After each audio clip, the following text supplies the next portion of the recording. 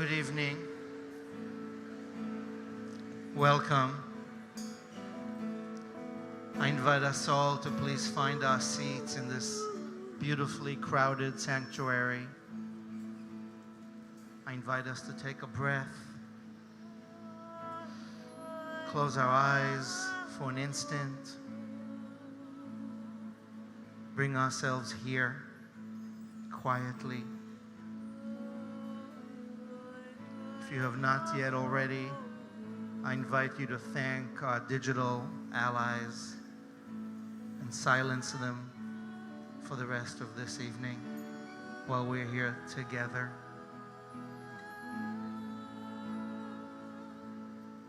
And as we get ourselves pumped up to this unique night, I want to invite you to take a few moments inside and think of what brings you here tonight.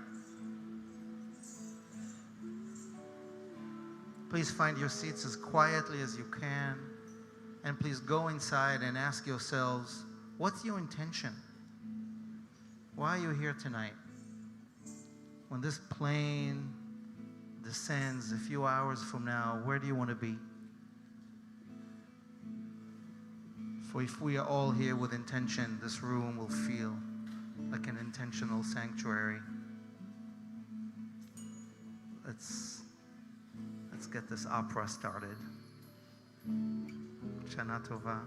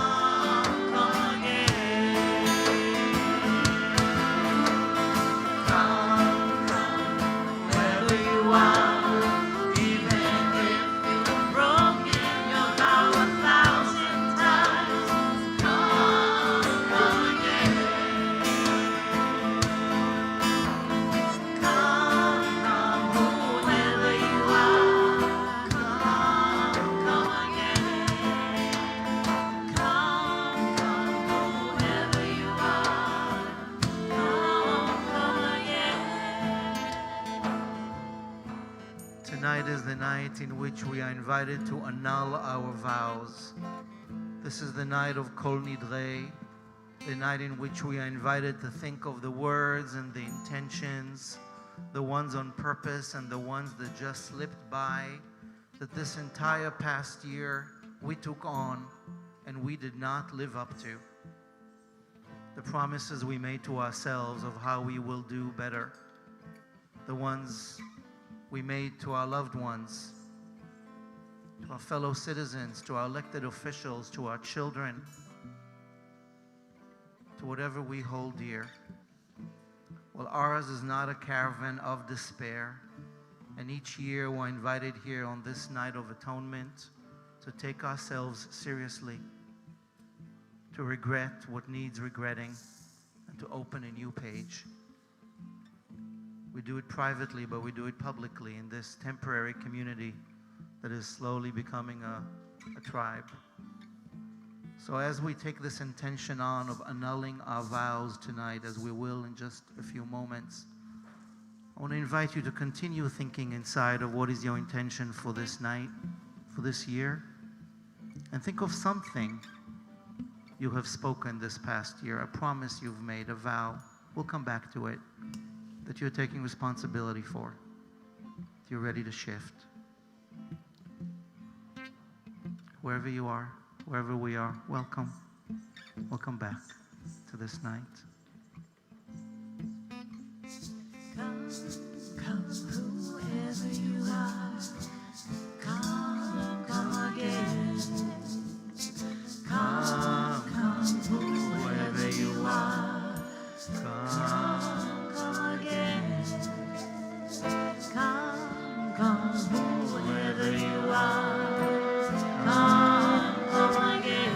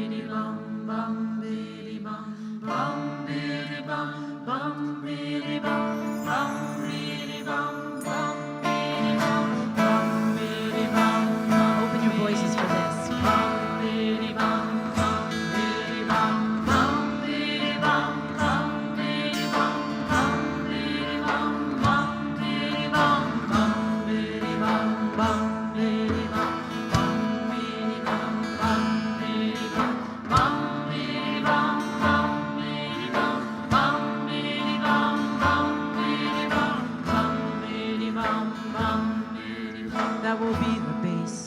If you are that bass, we'll hold that part.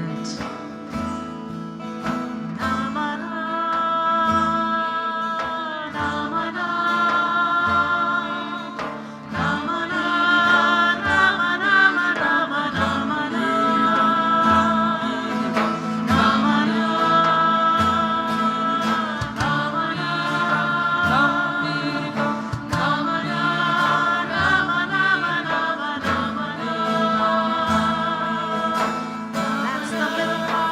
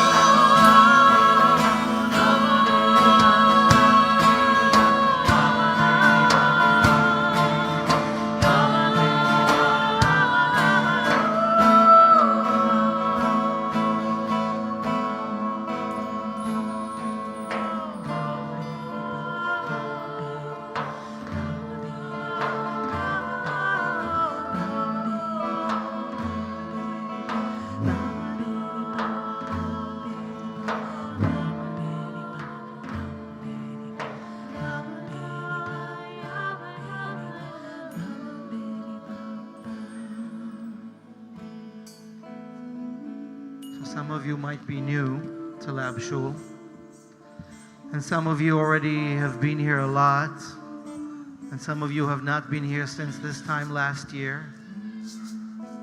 We are God optional, which means whatever you connect to, that's your option.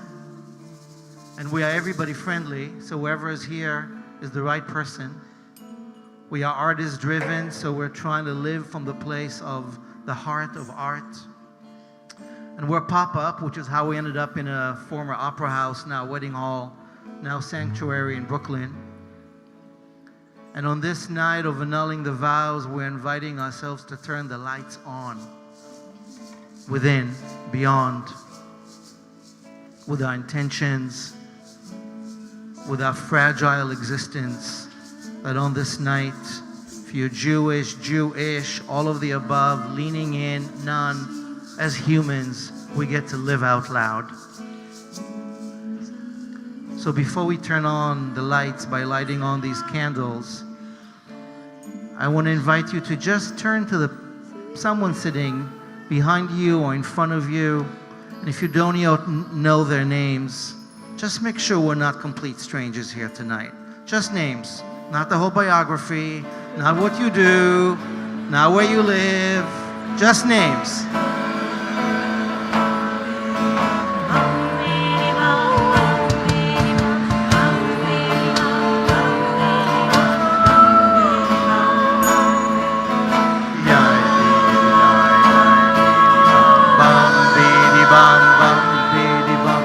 How long does it take to just share names? Come on. You already broke your vows. Just sing with us. Bum beady bum bum beady bum bum beady bum bum beady bum beady bum bum beady bum bum beady bum Uli shelev simcha.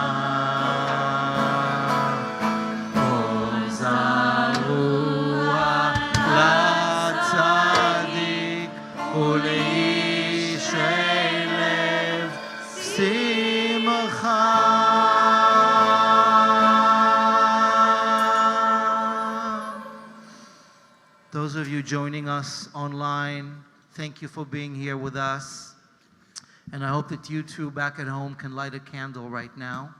And if not, Rabbi Emily Cohen, who joined us just a few months ago as our new resident rabbi, will lead us into the turning on of the lights and invite Alexis Ortiz on behalf of our Kaddish Club and community of mourners to also light the third candle, the Yortzeit candle, that will be lit with us for the next 25 hours.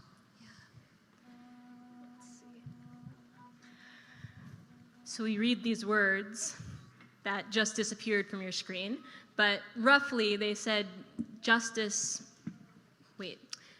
sows light within you, and wait, can we go back a slide? Is that a thing we can do? Okay, new around here. Justice sows light within you, honesty plants joy in your heart. I wanted to make sure to get the translation right because at Lab Shul we put a lot of stock into the words that we put on these screens. And I want us to really look at this because despite the typo, and I'll take responsibility for that one, it should be sows, S-O-W-S, we're talking about agriculture. But that's kind of nice. I love it. It's like embroidery. Okay, but my metaphor, you got to go with my metaphor here. So we're talking about agriculture here, and the reason that matters is that we're talking about light and love, but we're talking about an act of creating them. And when you put seeds into soil, that's just the first step. When you sow your seed, when you plant joy, it's beautiful, but it's not going to grow unless it has soil and sun and water. And so as we light these candles, I think about our community, which is a community that I've witnessed even in just the couple of months I've been here, that's all about co-creating that perfect environment for things to grow. And one of the people who's really helped to do that is Alexis Ortiz, because our Kaddish Club is an amazing part of the Lab Shul community. People in all stages of mourning come together to remember those that they've lost and to be with others who are remembering their own loved ones. And Alexis and Dina Friedman have been coordinating this for the last 6 months or so. And so I want to invite Alexis to honor her as one of our co-creators. And may we all in this coming year add to this co-creation. May we all create a world where things can grow because they have enough soil and sun and water. So Alexis, I'll invite you to join me as we light the candles.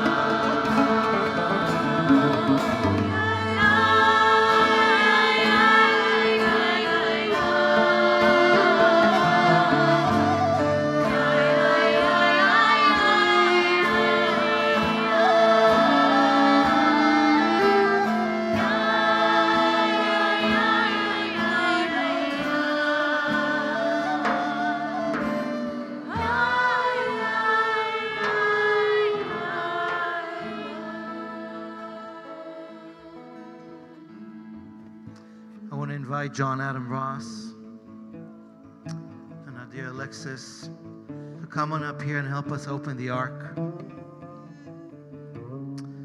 This is the moment when we open this ark and open our hearts, and both Jar and Alexis are of our Maven team, our custodians of Torah and our caretakers of the story. So I invite you to step up, my friends. And I invite those of you who feel able and wishing to rise when the ark is opened. We will take out the Torah. She's wrapped with a Torah cover that some of you may have seen on Rosh Hashanah. It's a white High Holidays Torah cover that friends of ours who are watching, Suzanne and Ellen in Seattle, purchased at an antique shop in Warsaw this past summer, reputed to have survived the war and been hidden. And they had to redeem it. And they lent it to us for Rosh Hashanah, but a few days ago wrote me and said, we want you to have it for every high holiday season. So this survivor of a scroll and the survivor of the cover will be brought out. And then Alexis and Jar are going to escort the Torah as she travels this room tonight. And we're going to invite us all as we rise to hold on to her for just a second if you'd like, because we are all custodians of our legacy tonight.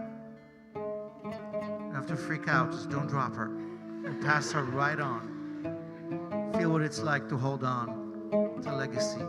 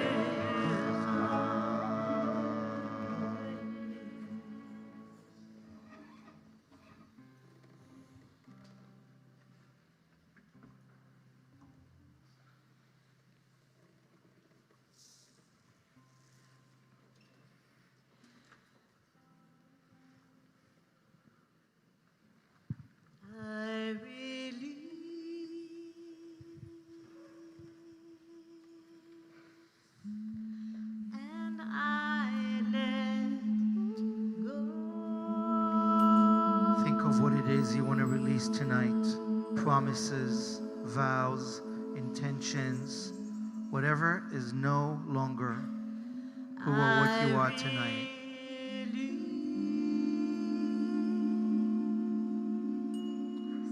And I let go.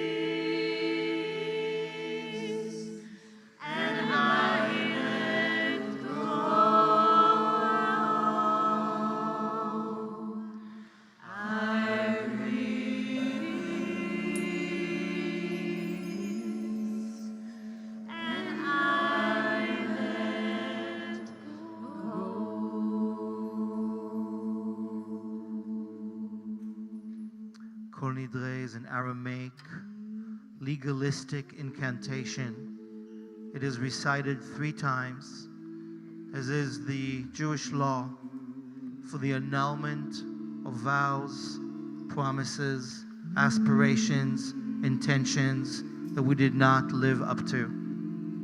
It is a legally binding formula, and we are each invited tonight to live up to it so that we can start this year with a clean slate of every word, intention, promise, vow taken more seriously. Not that we weren't serious on this night last year, and we will be as serious this time next year, should we be here. But right now we are here, and every breath matters, and every intention. So as we recite this 3 times, once on violin, and Eliana, who has joined us as our cantor tonight, this season, will lead us. And the 3rd time, we'll sing it all together. And think of what it is that you are really seriously highlighting tonight so that you can delete and release and make room for new.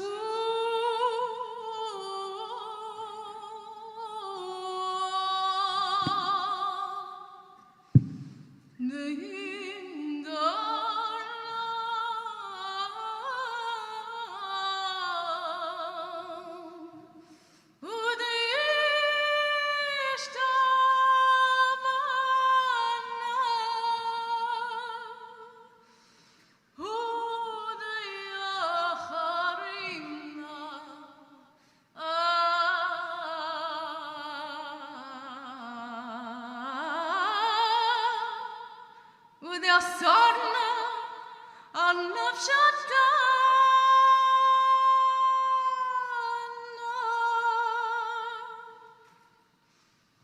מיום כיפורים שעבר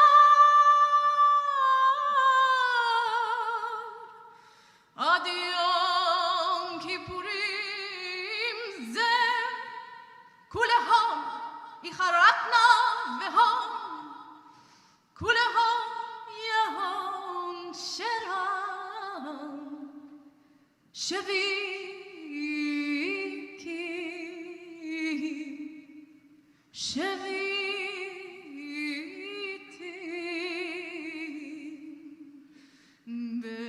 בדלים ומבוטלים לשרירים ולקיימים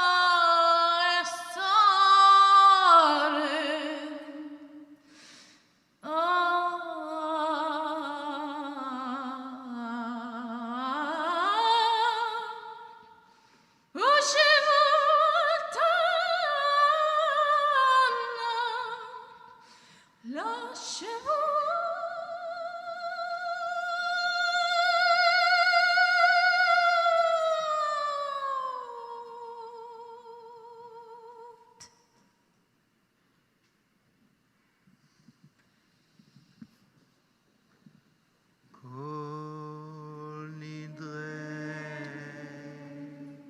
ועשרי וחרמי וקונמי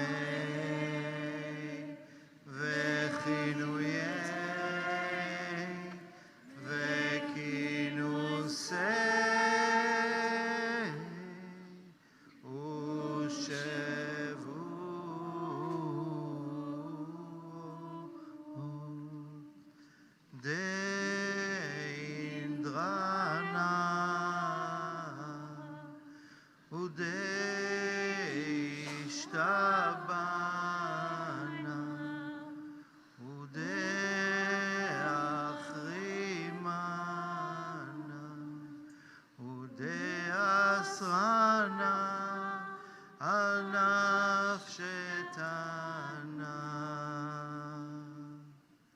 מיום כיפורים שעבר עד יום כיפורים זה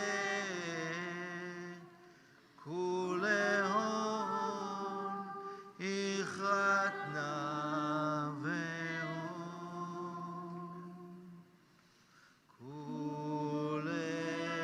כולהון יהון שרם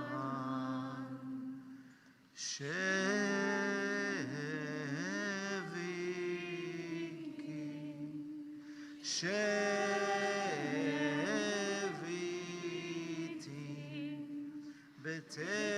בטלין ומבוטלים לשרירים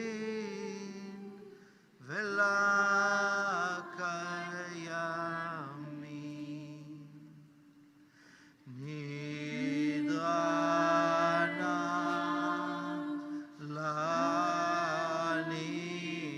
לנדרי ועשרנה לעשרי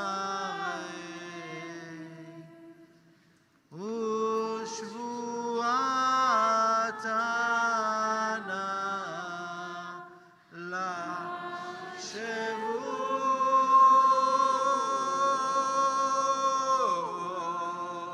לשבועות.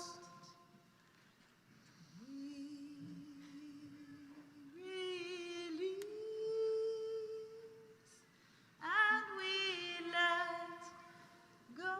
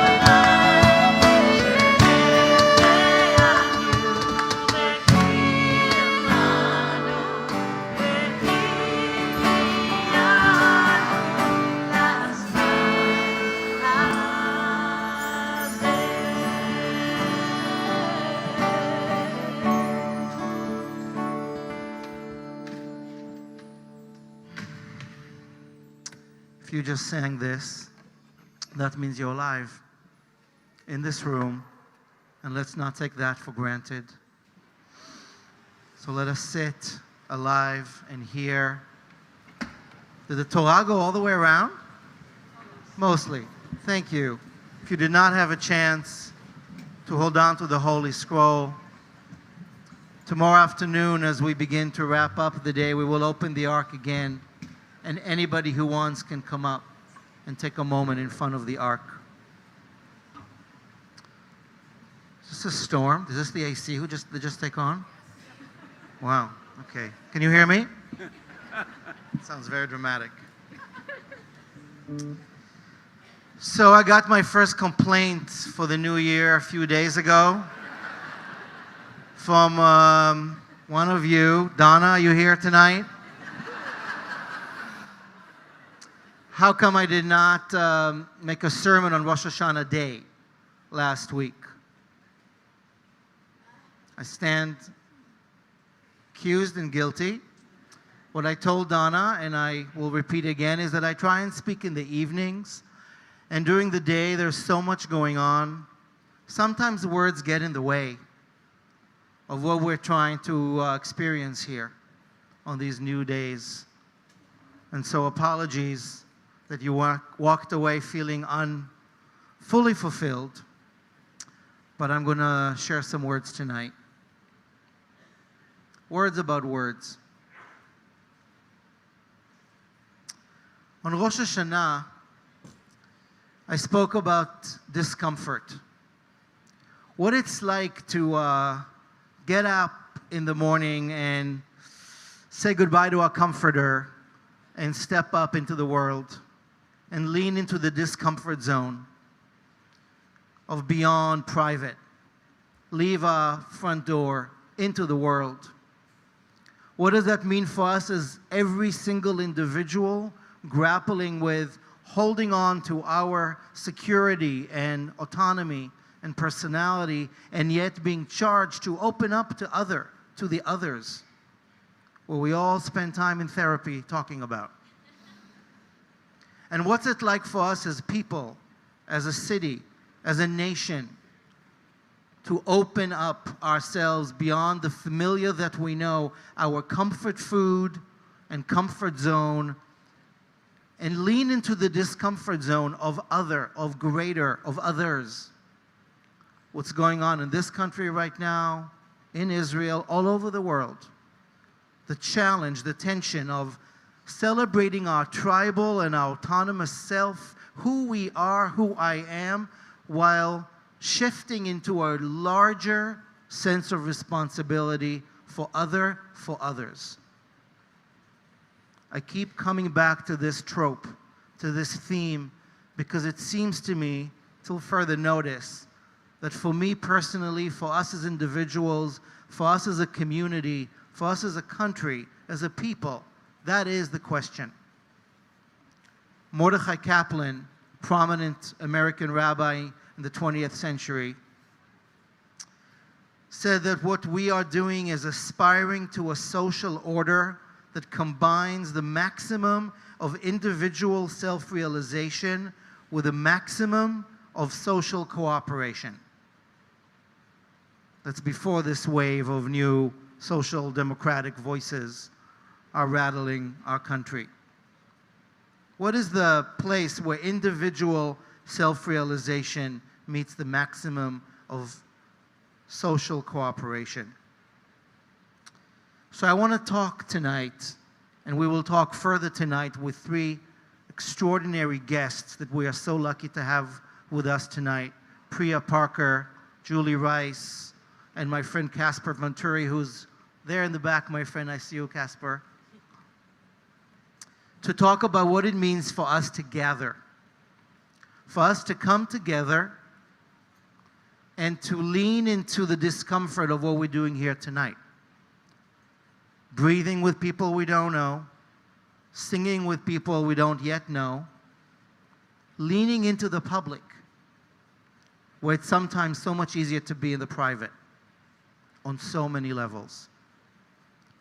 And we'll talk later tonight with our lovely panel about the the art of gathering, as Priya's book suggests. What it takes in this day of so much privacy and digital isolation to lean into this gathering. And I want to share with you 3 tools that I hope will be helpful for each of us tonight and the nights and days ahead to do privately and publicly as we lean into discomfort and into what it means to gather. I want to talk about singing, I want to talk about silence, and I want to talk about shifting. Silence, singing, shifting. Let me start with silence. Earlier this summer, I took my kids out camping for one night in Jerusalem, in the Jerusalem hills. We were only 20 minutes out of town, but it felt like we're in the great outdoors, which technically we were. By 9 p.m., after s'mores and the other rituals of camping, kids were out, fast asleep, in their 2 tents. Beautiful summer night, overlooking the Jerusalem hills. I got nowhere to go. I got a beer, sitting on a mat. The kids are asleep. Camping, success. So I sat there quietly, just noticing my panic. What if terrorists? What if wolves? And I said, shh, relax. They're sleeping, it's okay. And my next thought was how privileged I am to be a father without concerns, out in the middle of nowhere with 3 kids in a tent, and I'm not worried. What a privilege that is. How many parents on the planet at that moment, whether they are with their children in tents, not because they wanted to, because maybe their kids don't even have tents, or any of us are worried sick over their children. And I am at a moment of just make sure the mosquitoes don't enter the tent. And at that moment, I wanted to pray. I wanted to say thank you to whoever is in there, out there, that is allowing me the privilege of sitting on a hillside with my children, safely and quietly in tents, fed and happy. And I began mumbling the words that I know, and a deep voice from inside the silence of the Jerusalem night spoke to me and said, shh, we've heard it all before. Thank you for your sentiments and for these beautiful words of gratitude and praise. Shut down. Be quiet. There's no need for words. We get it. Just sit here quietly. Let the fears of the past go. Let your anxiety about the future rest. Just sit here, breathe with me quietly for a moment. You've heard me before. We're not God optional, just for fun. We are examining what theology might mean for all of us questioners in this complicated century. But at that moment, in that silence, what I felt, what I was transcendent. No words needed. Sometimes words get in the way. And that silence was blissful and deep. You know the silence I'm talking about. That kind of silence.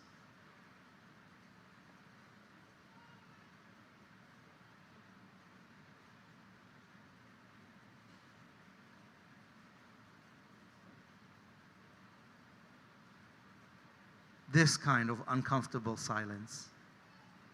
Remember Emma Gonzalez at the gun march? How she held us wrapped for all those long minutes? That was sacred. That was silence. So that silence that night was such a gift. One I've known and have practiced in my morning meditations, but walked into with such gratitude. And I kept it for the days after, when the noises came back. I wanted to share this with you tonight. I thought, oh, that'll be a good story to share with folks. Giving us the tools of silence in the so many, too many words that we text and screen and talk and listen and mumble and white noise. Shh. That. Kol demama daka. Still small voice. So that's the first tool I want us to come back tonight to. The gift, the tool of silence.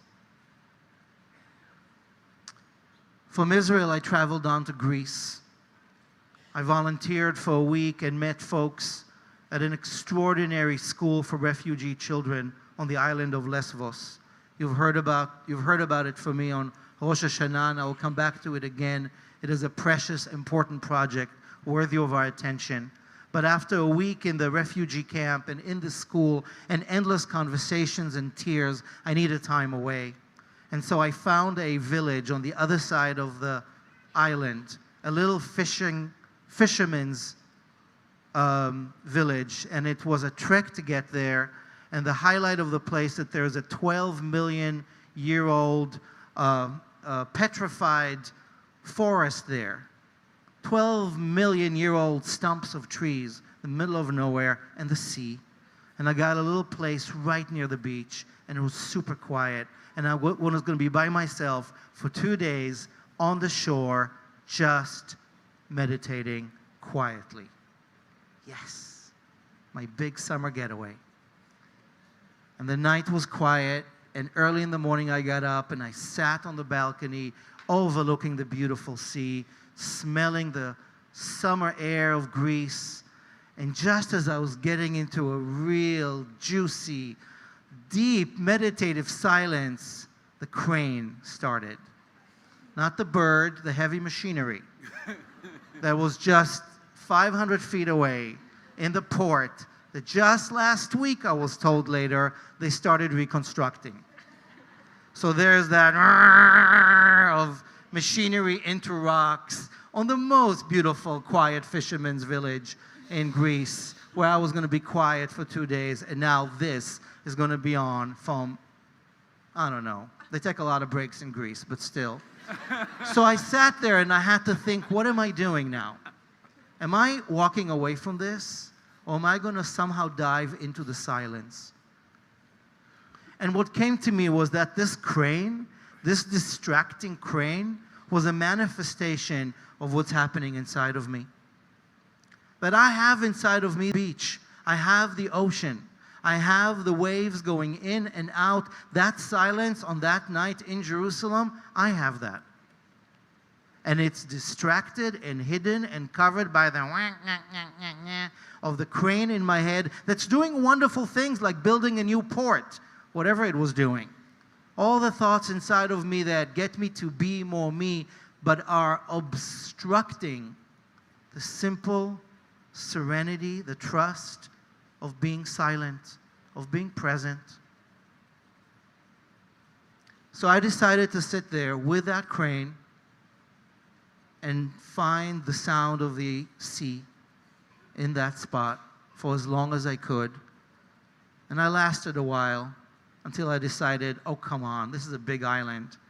It's a big village. And I took a long walk into the petrified forest, where there the silence was deeper.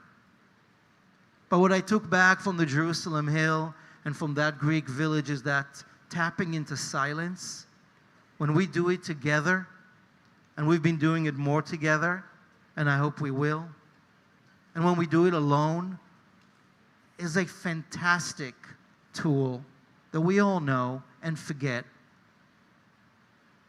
to lean into the discomfort of being more alive, of meeting other, where words cannot distract us, where the sacred silence unites us. So that's the silence.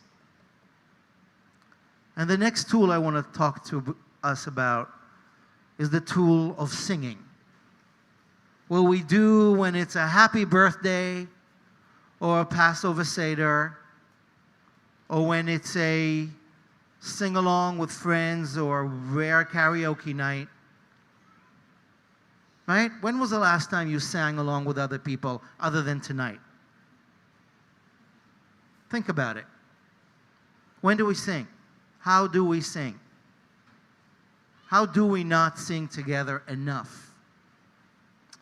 And again, shout out to Casper for at some point this past summer writing some profound words about the power of singing. I'm going to quote you, in fact. Songs are powerful ritual tools, in part because it is easier to believe certain things when we sing them, rather than to say them, much less to try and explain them. Think about the national anthem, and think about prayers. Think about happy birthday when you're in a lousy mood. Singing allows us to do what we can't when words get in the way. So here we are singing last year on Yom Kippur. All faiths, all backgrounds, together in front of City Hall. We've been singing in rallies and in protests. We sing when we come together to grieve. We sing when we come together in joy. Singing is another tool we don't think a lot about, but is a profound tool to lean into the discomfort of being with others, this big choir. And what we do here at Lab Shul, if you have not yet noticed, is try out a lot of singing. Sometimes in Hebrew, sometimes in Jewish gibberish, and die, but to push ourselves, to breathe, to balance the silence with the singing, to lean into each other, to become a we, to gather in some way. And I want to invite us to think tonight and tomorrow and in the days and nights ahead to think how we add singing to our repertoire. And I know that Shira is eager to bring our Lab Shul chorus into being. And tomorrow, Naomi and Shira, Emily, and our entire team will lead our kids and tweens and teens and worship in different areas. We'll meet here, and it's going to be a house full of singing. This is an old opera house, after all, but it's not a performance. It's the kind of opera where everybody is in on it and gets to sing. So this is an invitation for us to take singing as a spiritual tool for leaning into discomfort and being with others, including tonight. And in fact, I want to try one song with you that some of you might know, and it will betray your Ashkenazi Jewish roots. And if you do not know it, please do not feel isolated. You've just been deprived of a particularly specific type of Jewish education. That's take it or leave it. I spoke on Rosh Hashanah about the prayer called Aleinu, the theme of our year, of our High Holy Days. Aleinu, it's on us. I spoke about how that prayer has 2 paragraphs. In the first one, it's all about the tribal and all about how we used to have spittoons in our synagogue to spit at the infidels and idol worshippers and people who are not Jews chosen like us. And how that prayer has evolved over the centuries, evolving still. And while we celebrate our Jewishness, we have expanded what it means to be in our family. And we don't spit in synagogue anymore at the mention of others. We welcome and open our doors, lean into the discomfort of we in a bigger way. The Aleinu prayer has evolved, keeps evolving, as we are. As we ask ourselves what it means to be we. And inside that very prayer, which is from the 3rd century CE, is hidden the secret of our third tool tonight. From the silence to the singing to the shifting the consciousness. This paradigm shift we are part of, asked to be part of it actively and not passively. The last line of the Aleinu prayer. If you know how to sing it with me, old school, here we go. V'ne'emar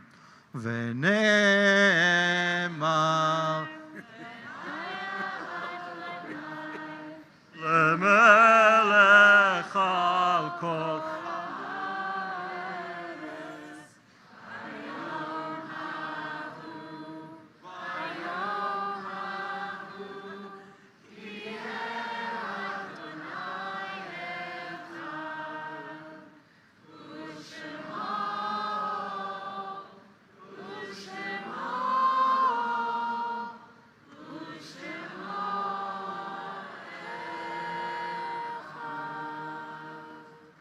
Mornis Kaddish. No, I'm just kidding. So, okay, a lot of you have this in your hard drive, right? It's like, oh, I know how to sing this. It's usually the end of the services. Mornis Kaddish, we're almost done. The Aleinu ends with these two lines, originally from the Bible, now really in our prayer, that are as patriarchy and as old school religion and Jewish religion as it comes. So allow me to deconstruct it for us and retranslate it live. And it is said Adonai will be king, ruler over the whole earth on that day when utopia finally happens. And on that day, God will be one, Adonai, and God's name will be one. So the classic understanding that I grew up with, that there will be a day in the future when the Messiah will come, when all this hatred and petty and nonsense will end, and we'll all be kumbaya as one, and Adonai, the Jewish God, will be in charge, and in Jerusalem the temple will be built, and all will be well, and everybody will worship Jerusalem, and we will all say, told you so. We are the chosen ones.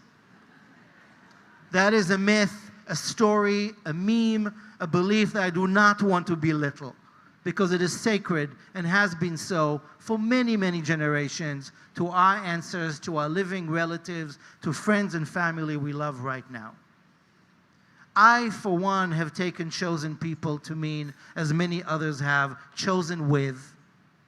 I got my unique gift, you got yours. We are one big family. And it is my belief that one day in the future, if the justice arc will bend in the right direction with our active role, there will be a day where there'll be more we and less me. Less private and more public, without taking away our tribal truths, our indigenous comfort zone. We will still lean into some kind of a we that this country was built on, aspirationally, that we know we want, even when we are suspicious of the other because of gender or race or religion or class, or just because we don't like them so much. There is an aspirational promise in this prayer. From the first paragraph that says we were in fear and behind ghetto walls and persecuted, we want to go to the place when that's not the reality. Not just we Jews, all of us. There is a promise here. One day, all will be, in the silence, in the singing, in the shifting, more of one. That promise is inside the liturgy. It's inside our tradition. It is challenging us in the 21st century to lean into the discomfort of being both Jewish and people, both American and universal, both completely me taking care of my own needs and interests with a front door that I will close because I like my privacy, and a comforter I will go under on a rainy day like this, but a front door that can open, and borders that can open, and prayer houses that can open, and hearts that can open, so we can sing together and be silent together and figure out what to gather means. Because if we don't, then we're a bunch of isolated islands in a big, beautiful opera house singing to ourselves. And that's not that bad. But it could be so much better and bolder. This is the promise that we carry inside. The yearning for a type of one unity, oneness that is not over the rainbow. It's upon us. It's on us. In our family, in our workplaces, in our workplaces, and where we come to cycle and work out, where we come to truly think and feel and eat and love, we can lean into the discomfort of less what it was and more of what it will be, and take this aspirational Aleinu prayer seriously. How will we sit here next year having done a little bit to make our world and the world more open, more leaned into, more uncomfortable, more real? A question I'm asking myself tonight. I don't know what the answer is. I hope I'll figure it out by the time the sun sets tomorrow night. That is my intention for this Day of Atonement. To figure out what leaning in to together really means with all of my private stuff. To lean into this public, this republic. This country needs that level of commitment. Whether it's voting or getting the vote, cleaning up and recycling, being decent online and to each other. This is the promise. Not a king, not a president or a leader, but the sense of we, the sense of it's on us. So I go back to the night in Jerusalem, the beach in Greece,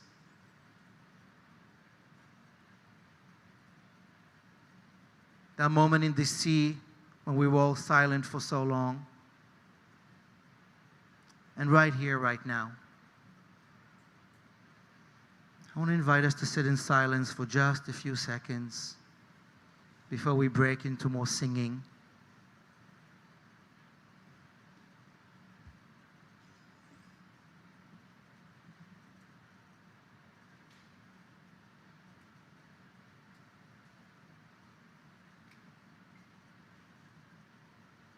May our silence and our singing and our shifting help us all lean in into discomfort, into growth, into the who we want to be this year as individuals, as a community, and as a country. Aleinu. It's on us. Shana Tova.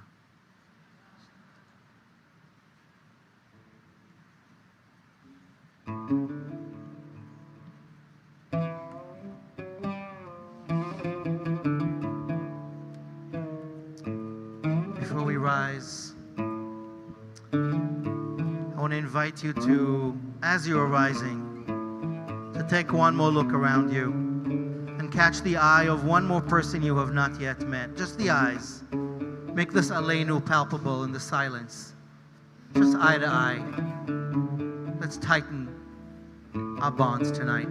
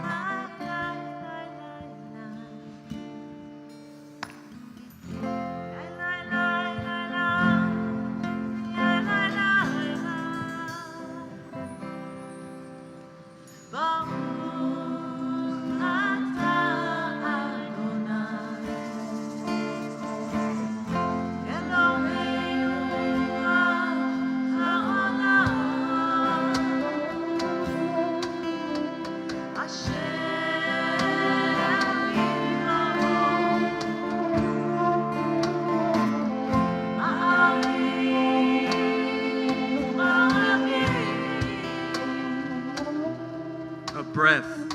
In the presence of the infinite, we watch with awe as today becomes tonight, like a word exhaled.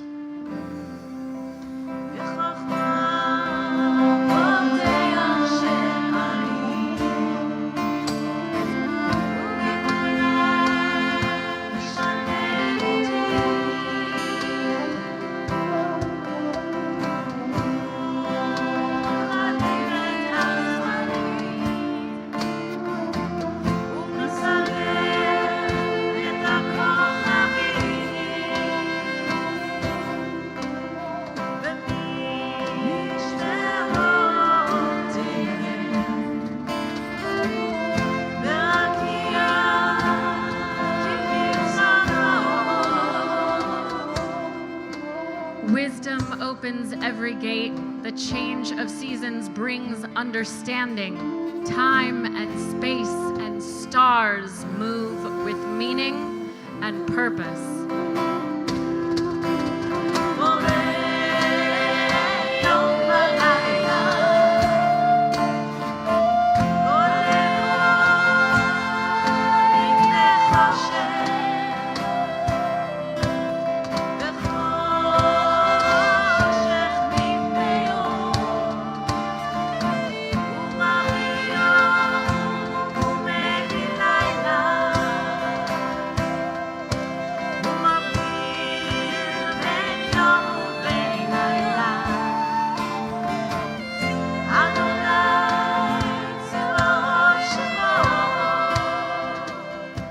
Notice the endless process of creation. Day becomes night, light rolls from darkness, dawn rises again and again. Each change a manifestation of the soul of the universe.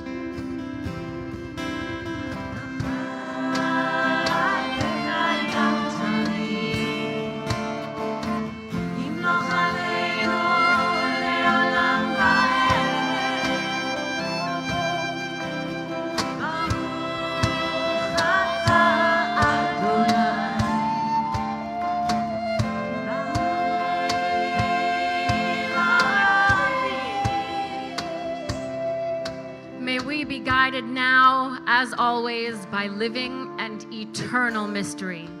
In the presence of the infinite, we are blessed by this and every evening.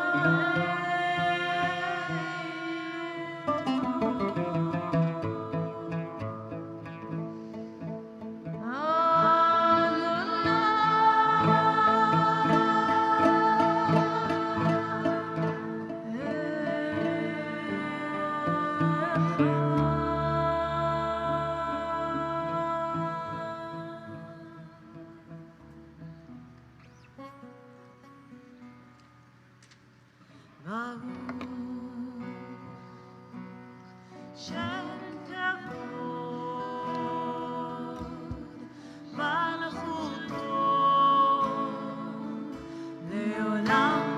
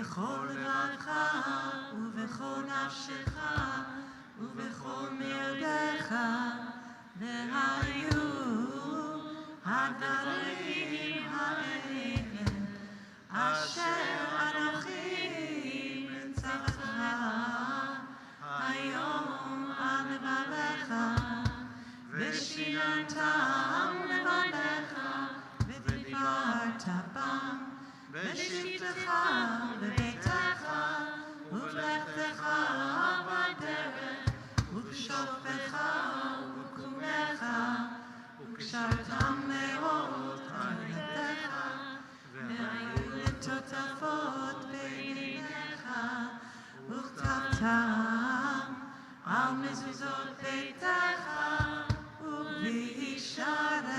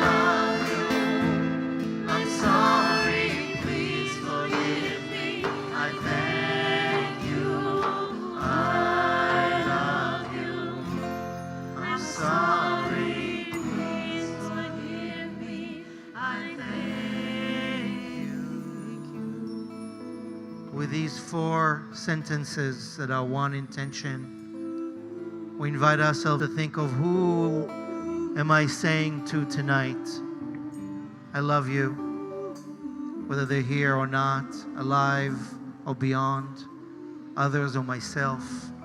To whom am I saying I'm sorry? To whom am I requesting, please forgive me? And who do we thank? With these invitations, we're invited to rise to this part of the worship where we rise, stand up, the Amidah, to what it is we believe in, need tonight, what we stand up for, beyond the words, inside the silence.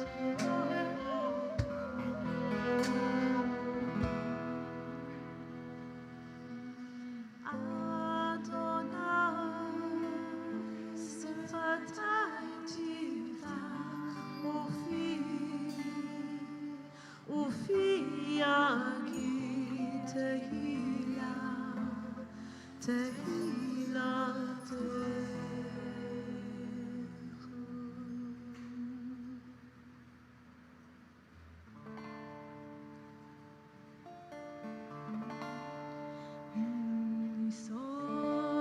חכמים ונבונים ומלמד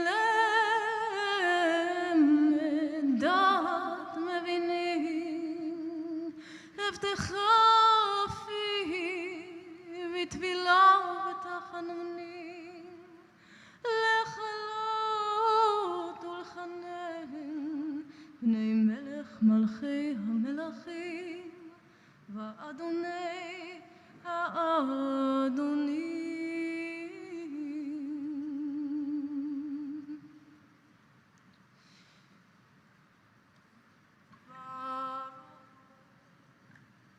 אתה אדוני, אדוני אלוהינו ואלוהי אבותינו ואימותינו אלוהי אברהם אלוהי יצחק ואלוהי יעקב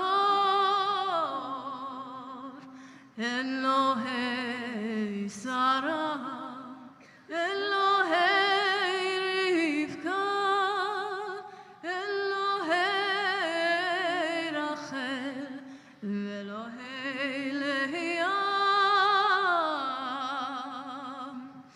האל הגדול הגיבור והנורא אל עליון גומל חסדים טובים וקונה הכל וזוכר חסדי אבות ואימהות ומביא גאולה לבני בניהם למען שמו באהבה.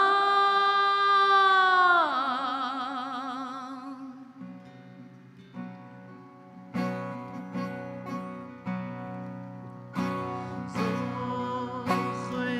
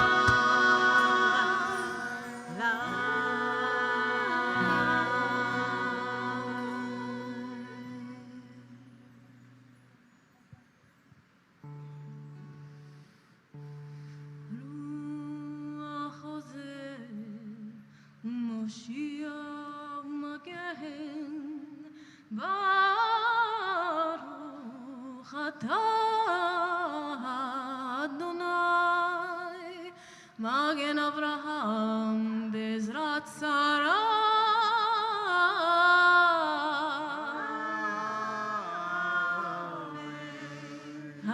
אתה גיבור לעולם אדוני, מחיי מתים אתה, רב להושיע, מוריד אתה.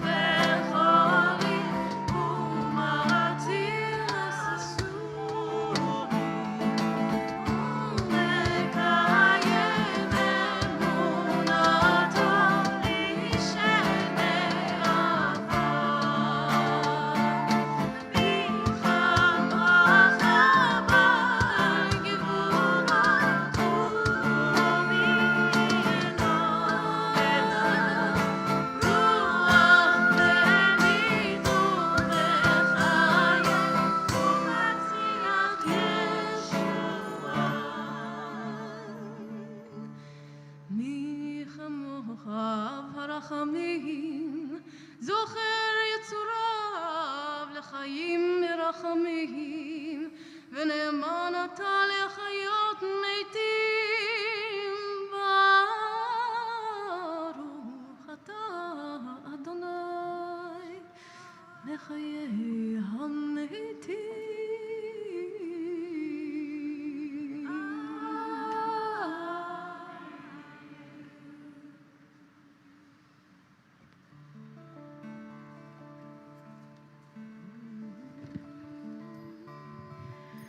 Last week, we literally went down to the river to pray, in a manner of speaking.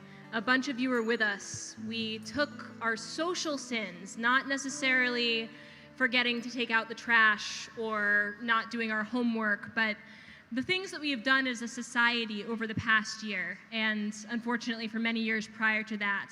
We wrote them down on pieces of paper, and with our friends at Judson Memorial Church, we marched to the river and gathered there. We took the sins and we ripped them to pieces in the hopes that we would be able to, with that physical action, enact a mental shift that would enable us to work to really dismantle these sins. And so here at Lab Shul, we have a pretty amazing set of liturgy. And when I first got here, I spent a good few hours reading through our liturgy master list and trying not to cry because the translations were so beautiful. But this one, this particular Ashamnu, this moment where we start to really pound our chests and take account of where we're at as people, as a society, this is going to be a little bit new. So this translation is one part straight up translation, one part tradition, one part poetic license, and one part crowdsourcing. Because the sins that you gave to us for our march to the river are now in our Ashamnu. So if you recognize one, then good for you. And if you don't, then maybe you'll recognize it in its essence, even if you didn't put it into the initial list. So we'll sing together.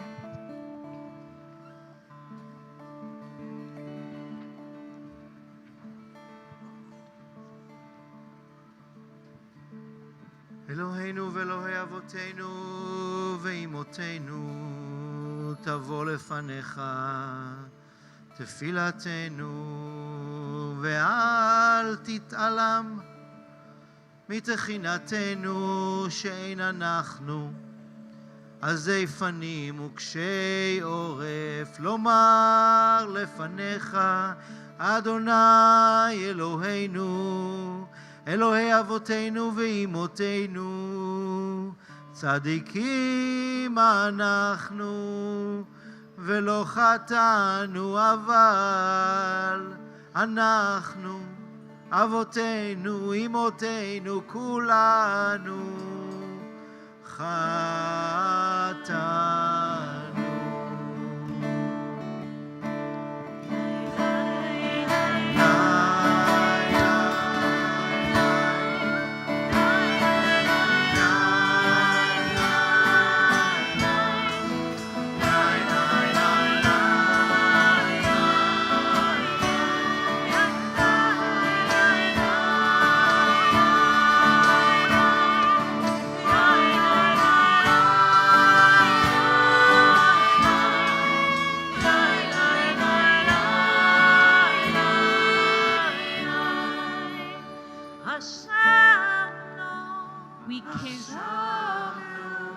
We carry guilt.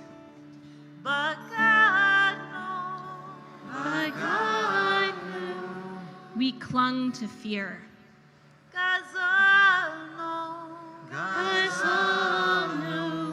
We hogged the mic.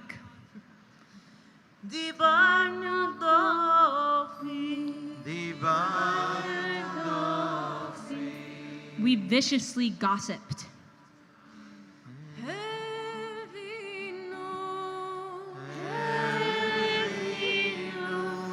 We chose comfort too often.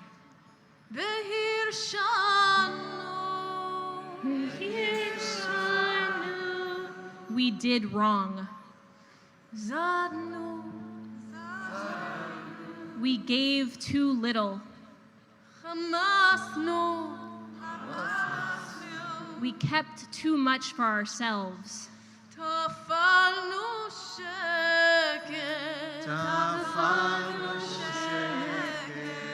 We blamed others for our faults.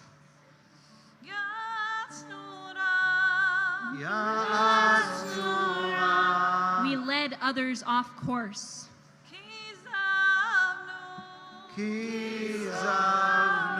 We lied. We mocked. We defied the voice of justice.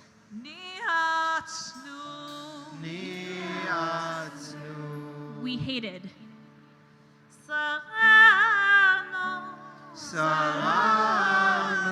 We flaked on friends. We made careless mistakes.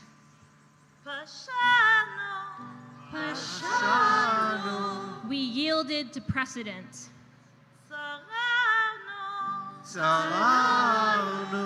We quieted minority voices.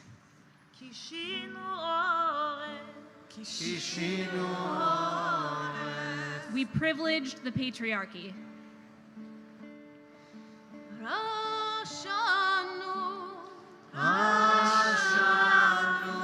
We acted from aggression.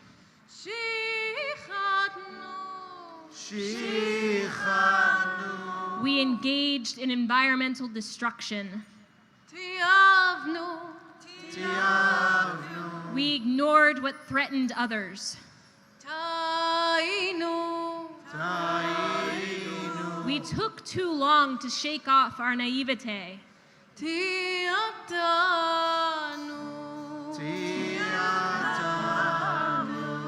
We carry guilt.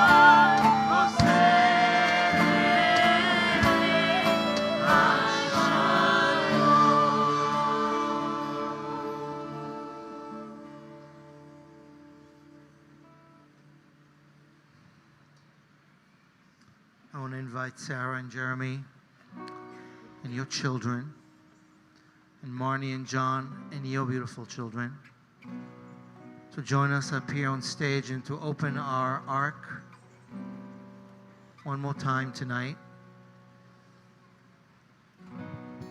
As we get ready to, now that we have privileged the patriarchy, to sing together this one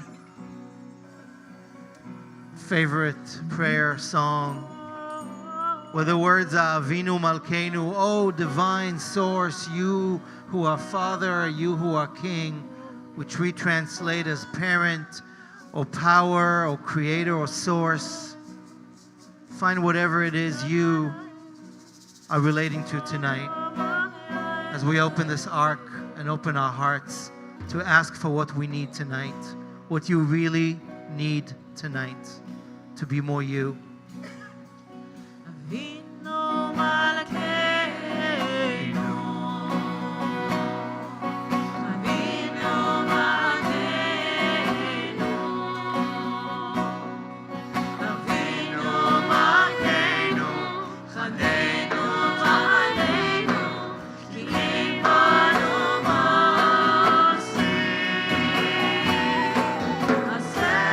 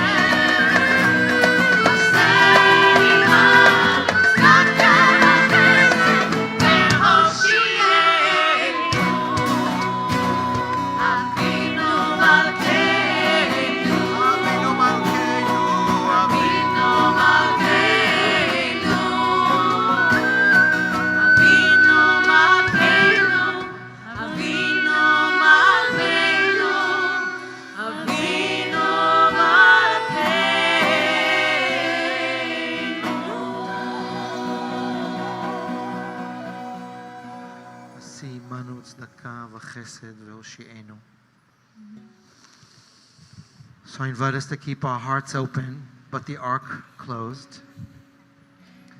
And I invite us all to take a breath and a seat. We're almost landing.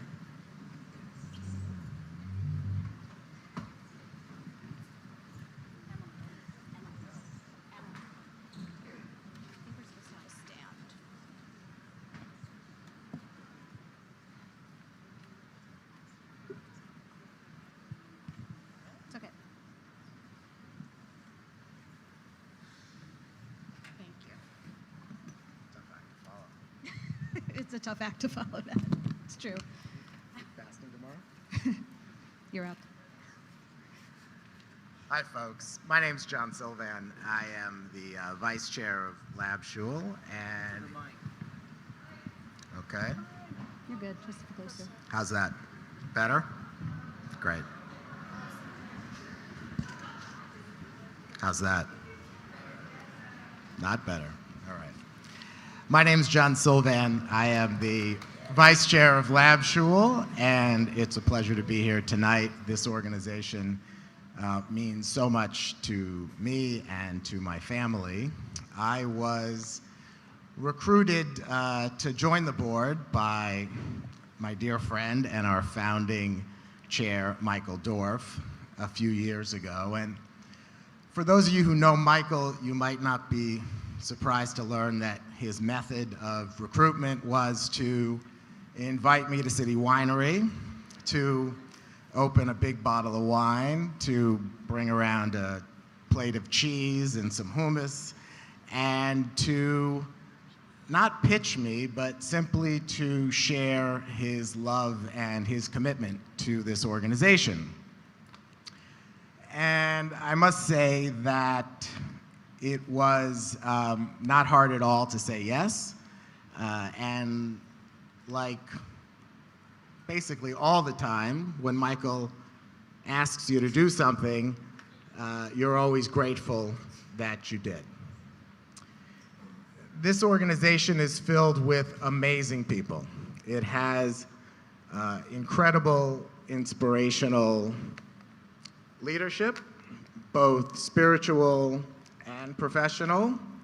It has an amazing, amazing team of people that make sure that this place happens every single day, not just on the high holidays. But most of all, it is an incredible place because of the community and the 1,000+ people that are part of this organization who join us not just at the high holidays, but throughout the year for incredible worship, for wonderful programming, for incredible content. You guys are the people that really make this so successful. And I and my family, as I said, have gotten so much out of Lab Shul over the years, but I'll share with you one recent story. So I have my youngest child is 12, and Ben is going to be mitzvahed in June. And this organization embraced us because we wanted to do it together. I was not bar mitzvahed when I was a kid, and it's something that I wanted to share with my son. So he joined this incredible group of 12-year-olds, and I joined this incredible group of adults in the Aleph Bet class recently. And I got reintroduced and re-educated in Judaism. And Ben and I are gonna get back together in the spring, and we're gonna study together, and then it's gonna culminate with a wonderful father-son bar mitzvah in June.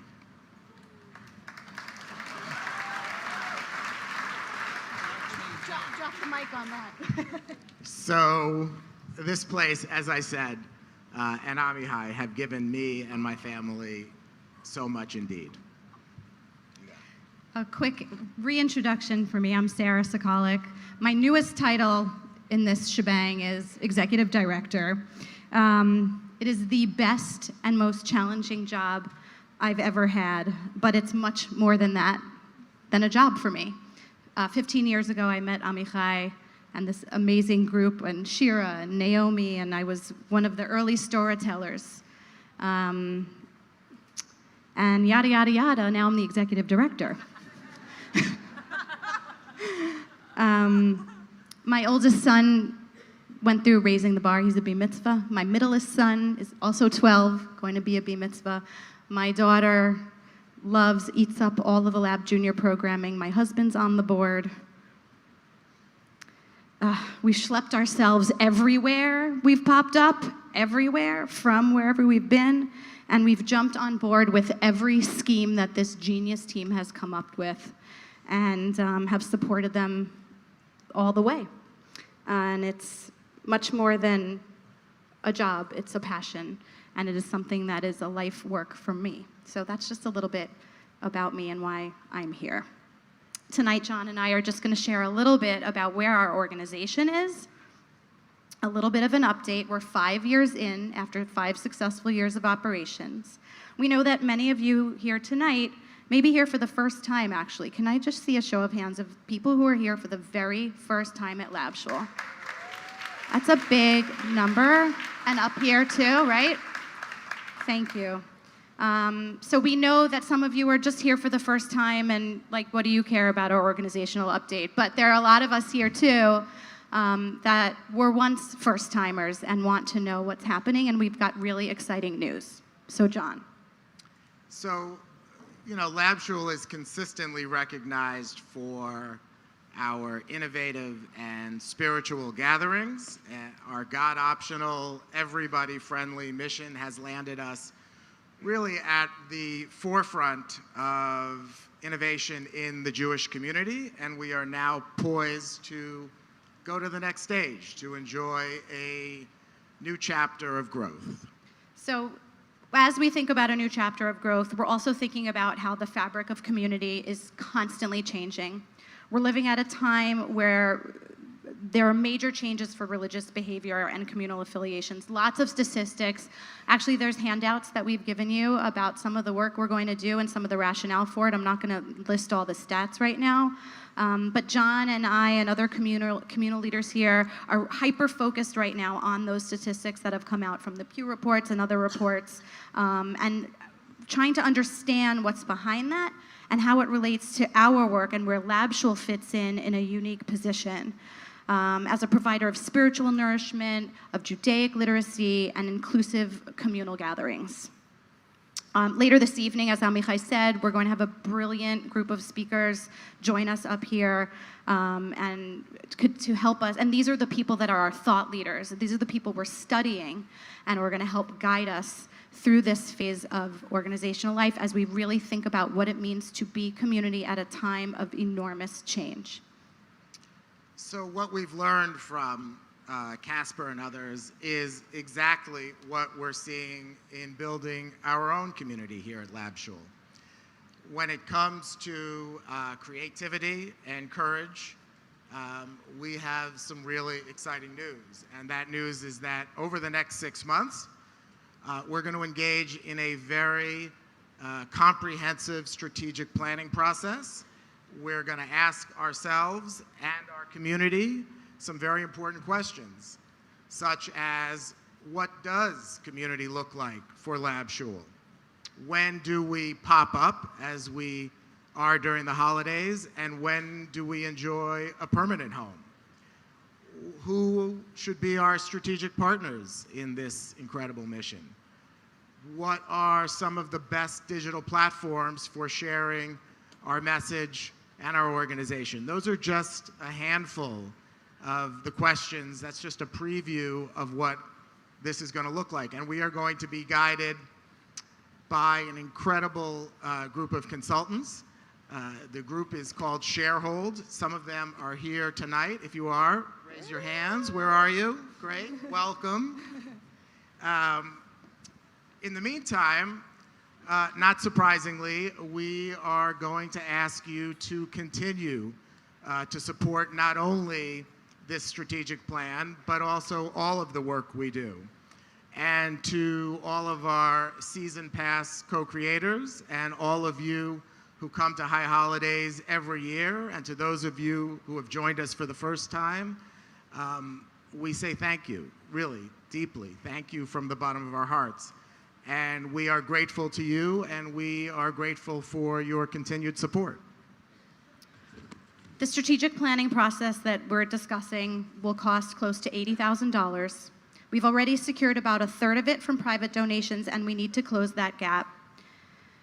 As a reminder for a lot of you, Lab Shul right now is part of Project Accelerate, which provides a very generous matching program for all new donations over $5,000 at 50% match. So really now is the time to give at this critical point in our organizational life where you are an integral part of this, where your voice is going to be heard and listened to and help shape where we're going to be. Now's the time to give. Give your voice and give financially where you can, because we can maximize that gift this year and this year only for now. We're going to ask some of our season pass co-creators right now to come around. There's a page in your program. We can change the slide so you can all see it. In the very back page of your programs is our classic donation page. On the front of it is asking you where you can donate financially and how you can do that at any amount. And on the back is asking you how you can participate in our communities of care and justice. If you want to rise up for a better world, if you want to help community members that are sick, and join our Kaddish Club, take part in co-creating micro-communities within our larger community, that's the back page. Both pages are equally valuable to us, and that is the truth. So we're going to take a minute now with a little bit of Avinu Malkeinu Shema. And we're going to take a minute and please ask you to thoughtfully fill out the back page while we contemplate what this community means for us and what it can do for us in the future. Yes, I will. I skipped.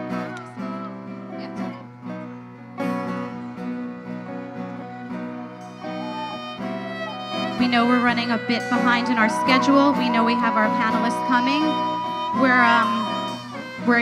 We know that. Stick with us. Stay.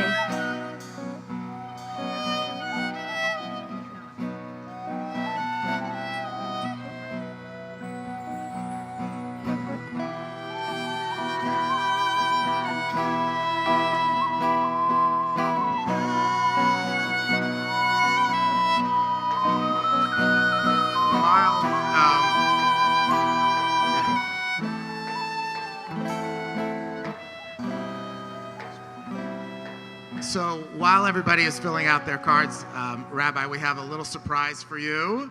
Yes, we do. Some of your students from your Aleph Bet class are on their way up, and I am delighted to introduce them and bring them here, especially Samantha Benahum, who will present you and share with you their gift. You're getting a thing.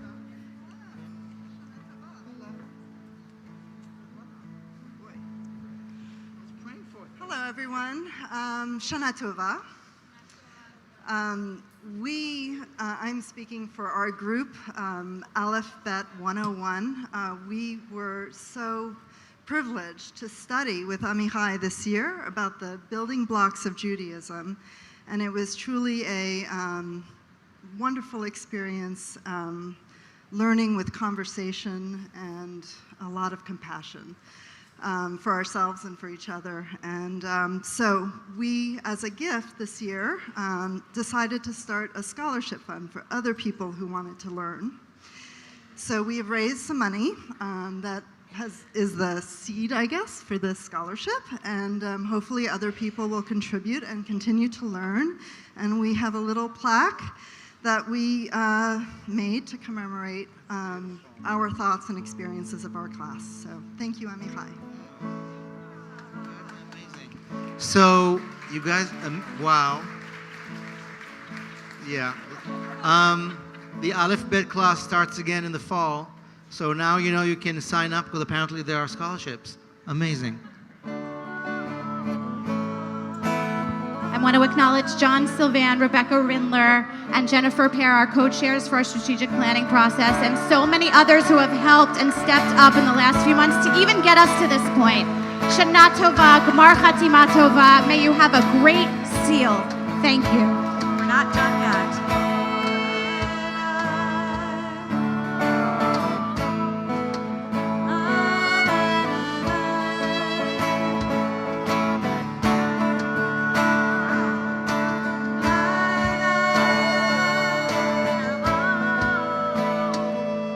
I want to invite Caroline Rothstein to come help us wrap tonight up. And to our guests, people came just for the panel. Sorry, guys, we're almost there. You okay? Priya, you cool?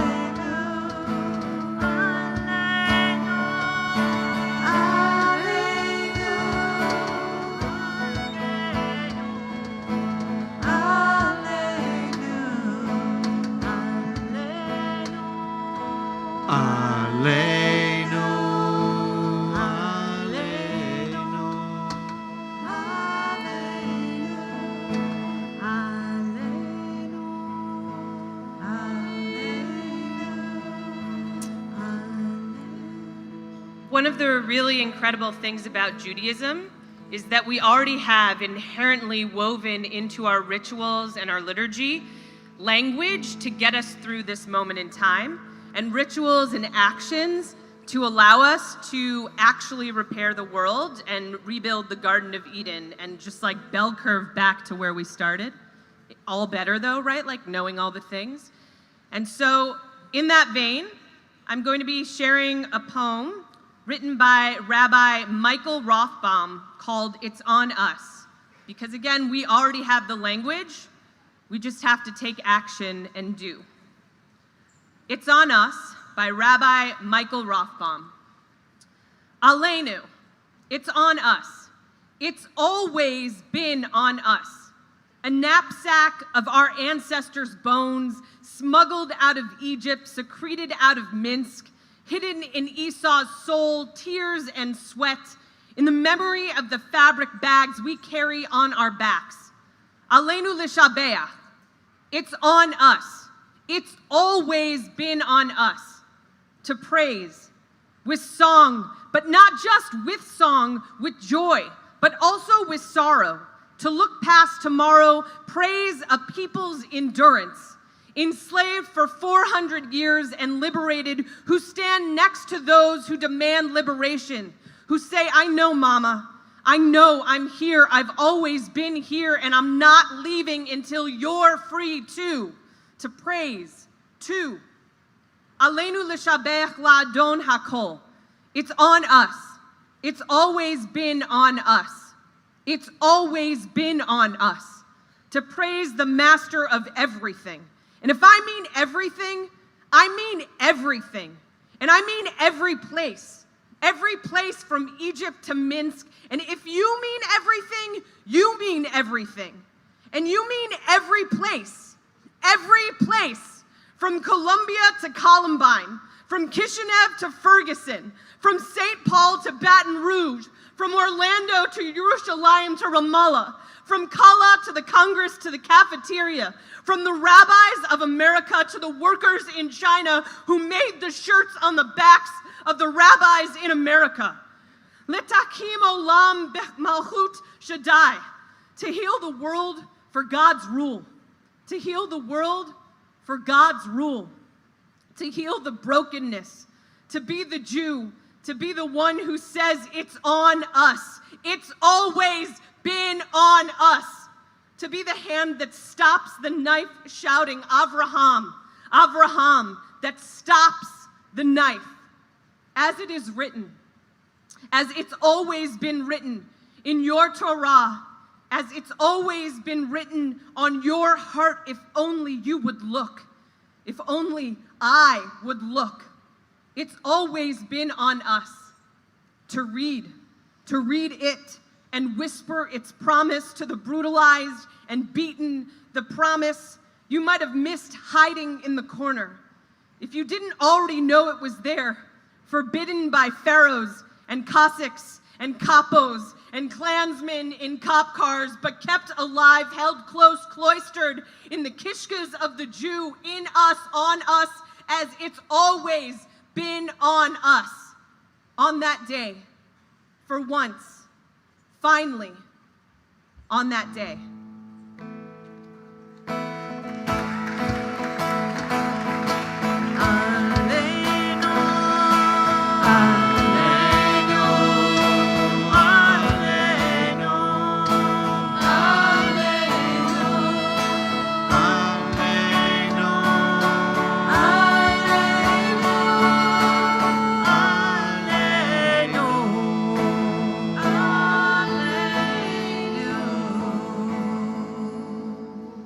You may have noticed that Janie Graver, who is always with us on stage, signing our worship into the language of choreography and dance for those of us who are hearing impaired, but for all of us really, is not on stage.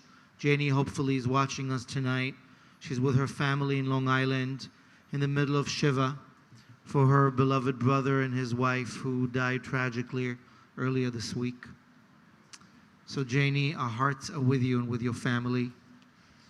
And our hearts are with all of us who are in a moment of grief, in a period of mourning, whether tonight you're remembering loved ones who are not with you as they were in the past, or whether you are within a week or a month or a year of saying Kaddish. And I see many of you here, as Alexis lit the Kaddish candle earlier, who are part of our Kaddish community. If it's your custom to stand while we recite the mourner's prayer, please do so. If it's your custom to stand in solidarity, do so. Otherwise, please stay seated as we bring the souls of our beloved and our ancestors and our friends whose memory is a blessing into this sacred gathering tonight. יתגדל ויתקדש שמי רבה, בעלמא דברך רעותה וימליך מלכותה, בחייכון וביומכון ובחיי דכל בית ישראל, בעגלה ובזמן קריב ואמרו, יהא שמי רבה מבורך לעולם ולעולמי עולמיה, יתברך וישתבח ויתפאר ויתרומם ויתנשא, ויתהדר ויתעלה ויתהלל שמי תקודשה, לעילה לעילה מן כל ברכתה ושירתה, תושבחתה ונחמתה, דאמירן בעלמה ואמרו, יהא שלמה רבה מן שמיה וחיים טובים עלינו ועל כל ישראל ועל כל יושבי תבל, ואמרו, עושה שלום במרומיו, הוא יעשה שלום עלינו ועל כל ישראל ועל כל יושבי תבל, ואמרו, אמן.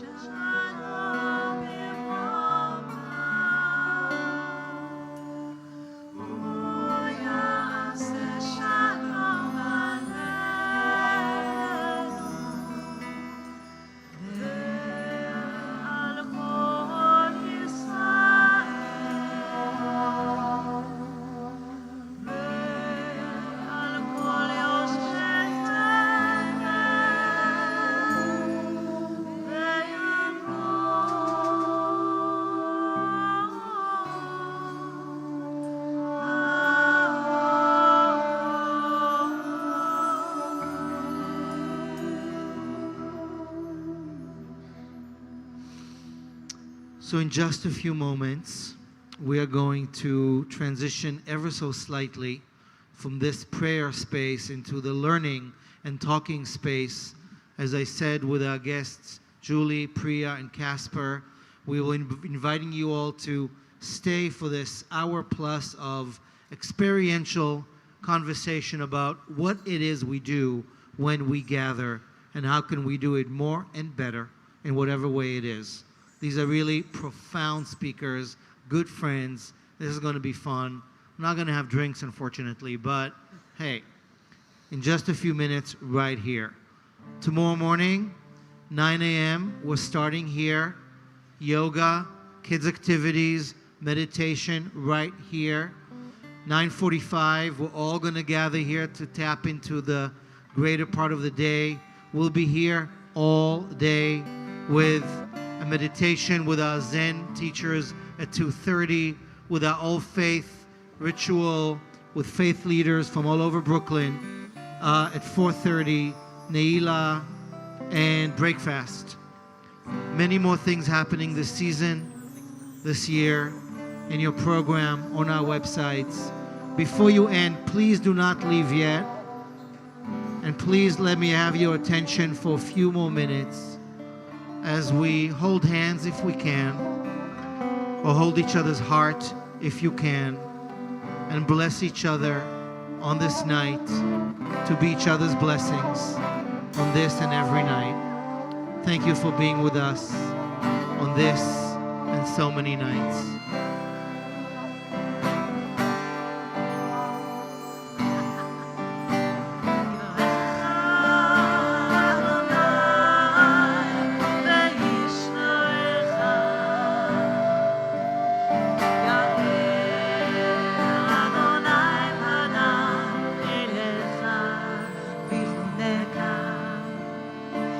Sa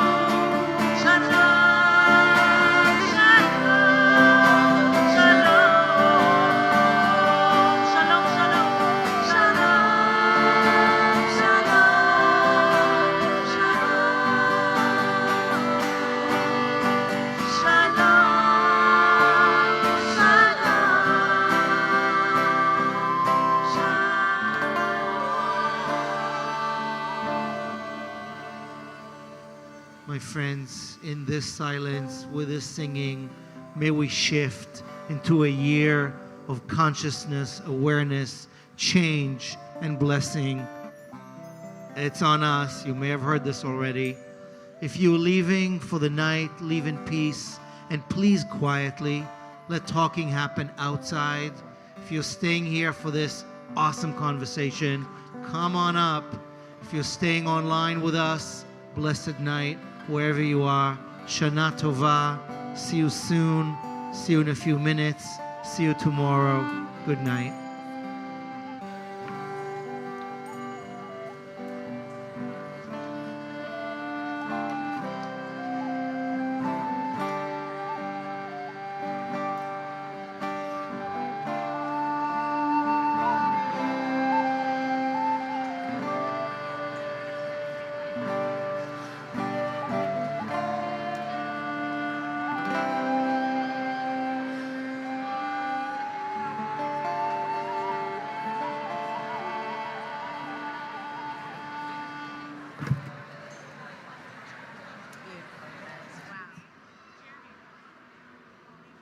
I know. I think.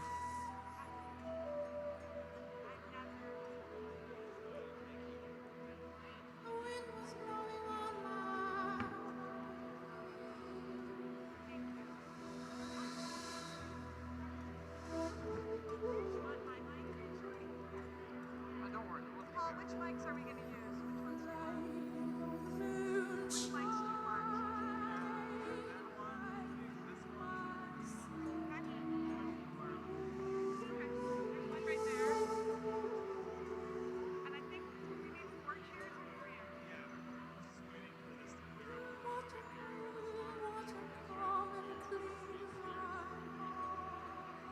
Scooch it back, right? You want a chair too, right? More chairs. Yeah.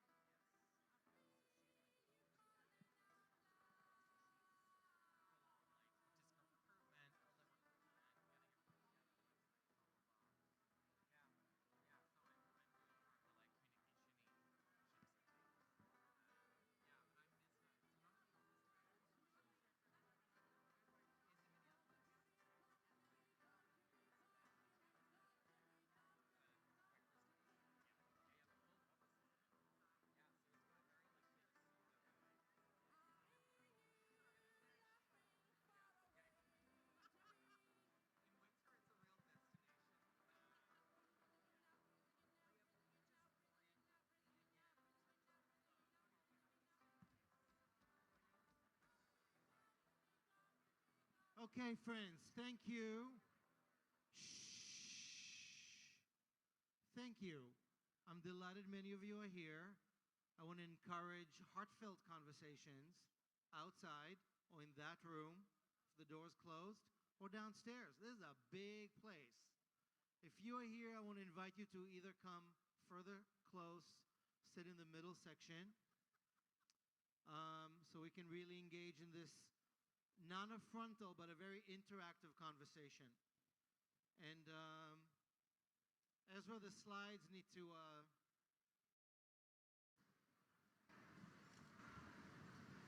Hey, Josh. So looking around this room, there are many familiar faces, and that's great. And there are many new ones, and that's great too. And what we're going to do right now is we're going to pretend that we're sitting in a clearing in the forest with s'mores. No, I'm sorry, we're fasting, those of us who are, and having a conversation about what brings people together in forest clearings, opera houses, bowling alleys, other bizarre places where we come and gather. The friends we invited tonight are people I've met really in the past few years who in various ways have brought expertise, real sensitive, compassionate awareness to this question that I began exploring earlier, why and how we come together.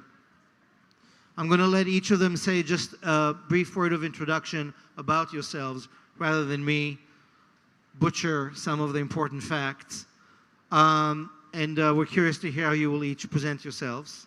But I will just say that Priya Parker, who I met through Esther, a dear friend who's here, and has written a fantastic book called The Art of Gathering, gave a lot of the inspiration for this theme tonight and this season.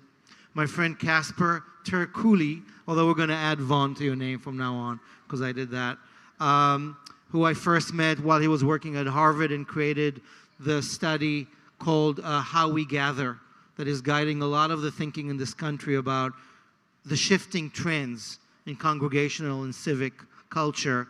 And Julie, who I only met recently, who among her many hats was one of the co-founders of Soul Cycle and now works with WeWork to really rethink what we're talking about here tonight. What's we and how we come together.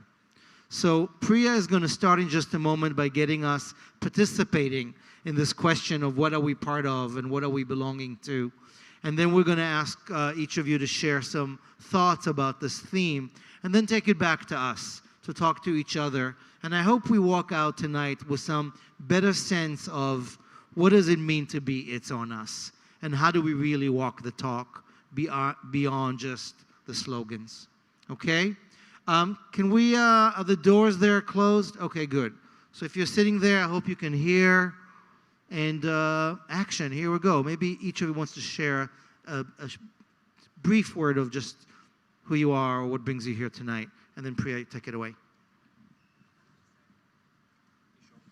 Hello, everyone. I'm Casper Amichai. Amichai had maybe 5 goes to pronounce my name. None of them were correct. Okay, say that again slowly.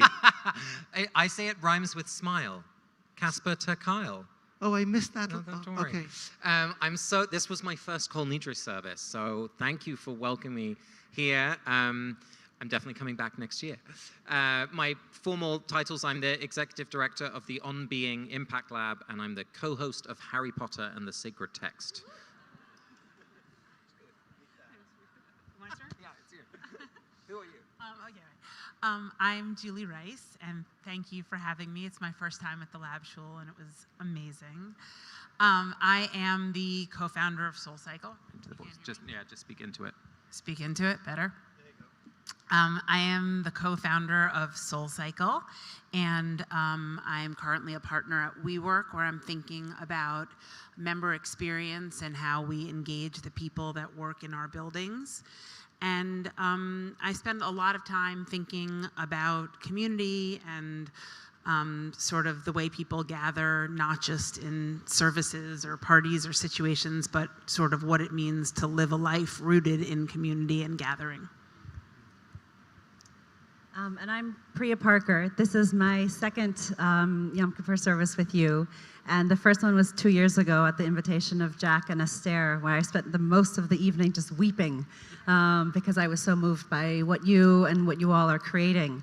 And I will talk a little bit more about myself in a little bit, but I love to gather around gatherings rather than just talk about gatherings. And so I want to invite you all to stand up, and you can put your things down. And just stretch a little bit. You've been sitting, and this is like you are the real troopers for staying. Stretch. You can tap the person next to you. Look around, and as you're ready to actually just close your eyes, and or look down on the ground and take a couple of deep breaths. We're transitioning from the service into the learning and community portion of the evening, and transitions matter. We enter from one world. We go through doors and we come out the other side, and we're now inviting you to come into a slightly different space and to breathe in through your nose and exhale through your mouth.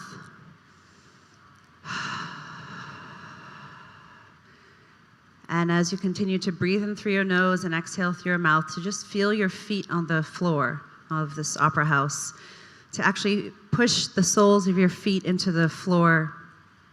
Studies show that 80 to 90% of the information the brain receives about movement and space comes from the nerves on the soles of the feet.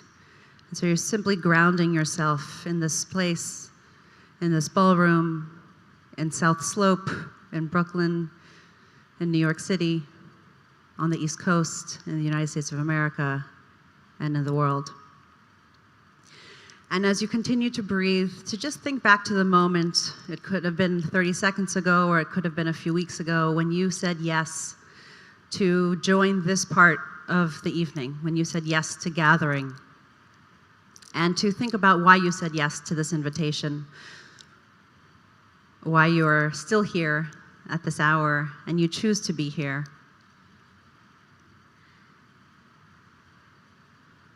And to connect with that sense of purpose, that curiosity.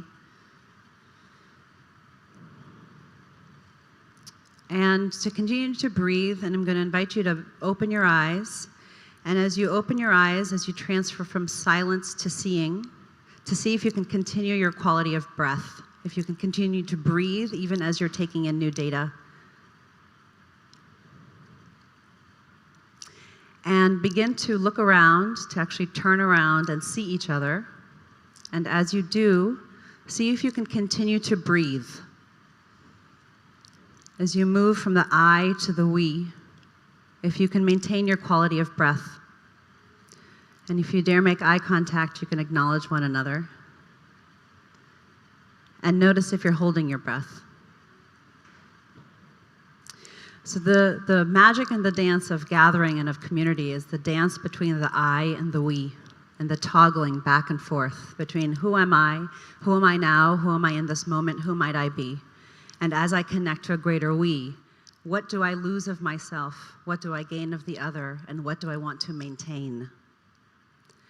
And I'm going to start reading a couple of prompts just to see who's in the room, if it's on us, who is the us right now. So you can take a seat.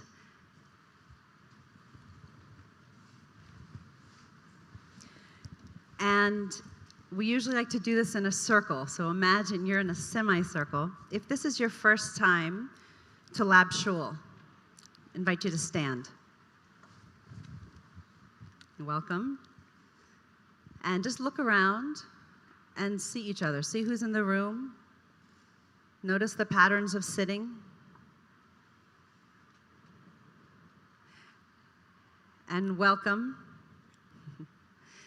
So in every gathering, in every community, there are those who come afresh. There are those who come anew. There are those who come for the first time. And these are the people tonight. If you come again next year, if you come in years future, you will no longer be standing. These are the people who look at a community and a gathering with fresh eyes. And often in a community and a gathering, when those fresh eyes look at us, we can think that they are eyes of novices who don't yet know our ways.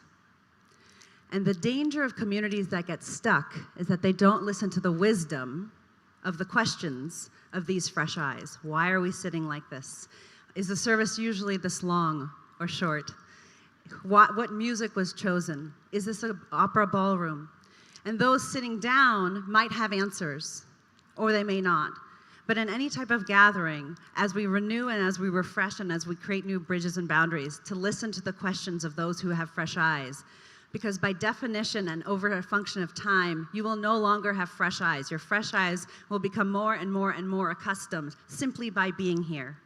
And so we listen to the power of the outsiders and the outside fresh eyes when we want to figure out how to renew and refresh what it is that we are doing. So welcome, and you can sit.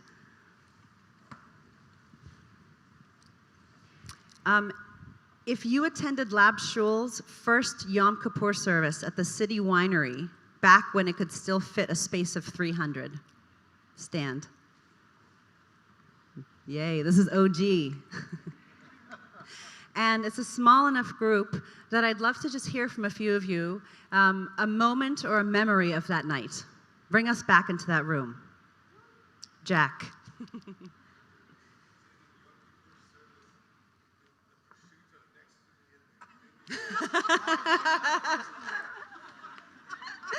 So we remember moments of transgression. What else? Other moments. Bring us into that night. Anyone?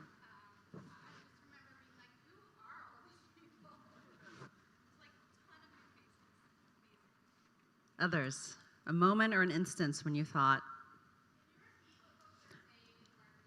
Yes, so the first person said, Jack said, I remember looking at the prosciutto beside me.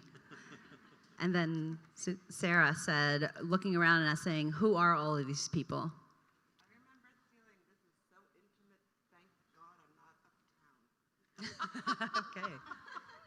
And one more. I remember thinking, Sarah said, I remember thinking this is so intimate, thank God I'm not uptown. Who am I and where do I want to be? And who is the other? Yeah, Edith.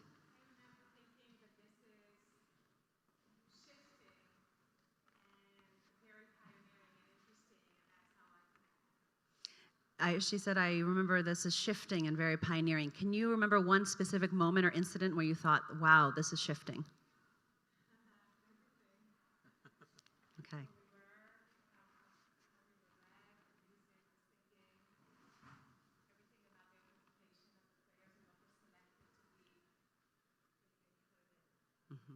Who was selected to be included? When in our gatherings and in our communities, for now, you are 5 years old, you're 5 years young, and particularly when you're building community, when you're building gatherings, that you're wanting to have a center, a rod, it is very important, the younger you are, the more to ask the specifics of the memories of the founding stories. Because over time, those will become either lost or taken for granted if you don't remember and share the specificity of the moment, the prosciutto. Not wanting to be uptown, right? The moments. I love for me, 2 years ago, it was at the moment when Amichai invited I think it was a Sufi woman to sing. And as a biracial, bireligious, bicultural moment, that was the moment when I wept. Because as she began to sing and to spin, I could see the physical comportment in the room for a second pause, and then begin to wonder, do we bow or do we match her rhythms? And I thought, this is interesting. So you can sit down. If you've ever attended a Ramadan celebration, please stand. And just look around. And you can sit. If you consider yourself an artist, please stand. Artist-driven community. And look around. If I ask this question in a year, those who are standing may still be standing, and some more of you may stand in the year. So in this moment, these are those who consider themselves an artist. And you can sit. If you've ever intentionally left a community that you once deeply belonged to,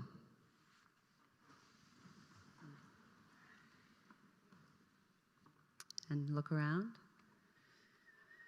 And if anybody would like to share the community that you deeply belong to, you can just yell it out. I just want to hear some of the voices, the rooms that this room has been in. Say it again. Akron.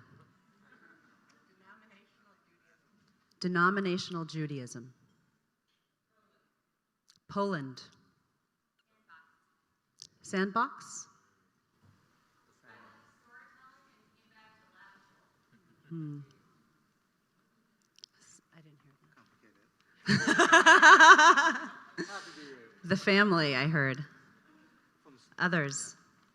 Again, we just want to populate the voices, the community that you once deeply belonged to and chose to intentionally leave. Esther. Community that speaks about Avinu Malkeinu, Melech HaOlam, the whole patriarchal thing. It's a complete revolution from Belgium to America. We have all these women names and Ruach and Rosh. Left patriarchy. Others, and just yell it out so that others can also hear you. It can be one. The Forum. Detroit. The Upper East Side. The Southern Baptist Church. Suburbia. Palo Alto. Right-wing Judaism. The Catholic Church. From non-inclusion to radical inclusion. Okay, you can sit. If you consider yourself a millennial. Sorry. And look around, your interpretation. We're sorry, we didn't ruin everything we promised. Yes. And you can sit down. If you consider yourself Gen X, a Gen Xer. Some of you are standing multiple times. And you can sit down. If you consider yourself a boomer, and just look around, notice the patterns of sitting. You can sit down. Yeah, if you make it, asks the boomer. If you consider yourself a community builder, that's the highest ratio I've ever seen. And look around. And you can sit down. If you consider yourself a loner,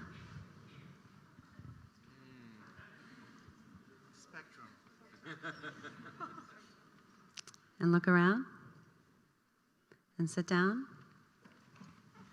If you stood up for the last two prompts, if you consider yourself a community builder and a loner, and look around, we tend to seek out and create the things we are trying to figure out. Loners, self-defined, you may not agree with that exact word, but a version of that word. Loners tend to be able to see groups more clearly. And often when we are able to see and create what we do not have, we are able to create it in a way that those in the water cannot actually do. And you can sit down. If you consider yourself a troublemaker, stand up. I thought so. And look around. And you can sit back down. Exactly. Those are the real troublemakers. If you consider yourself a smoother over,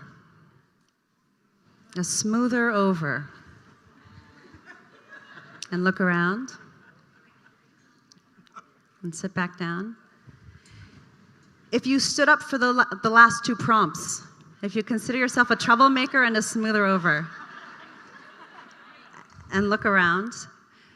So in my experience in conflict resolution and group conflict resolution, these are the people that disproportionately are able to have transformational conversations.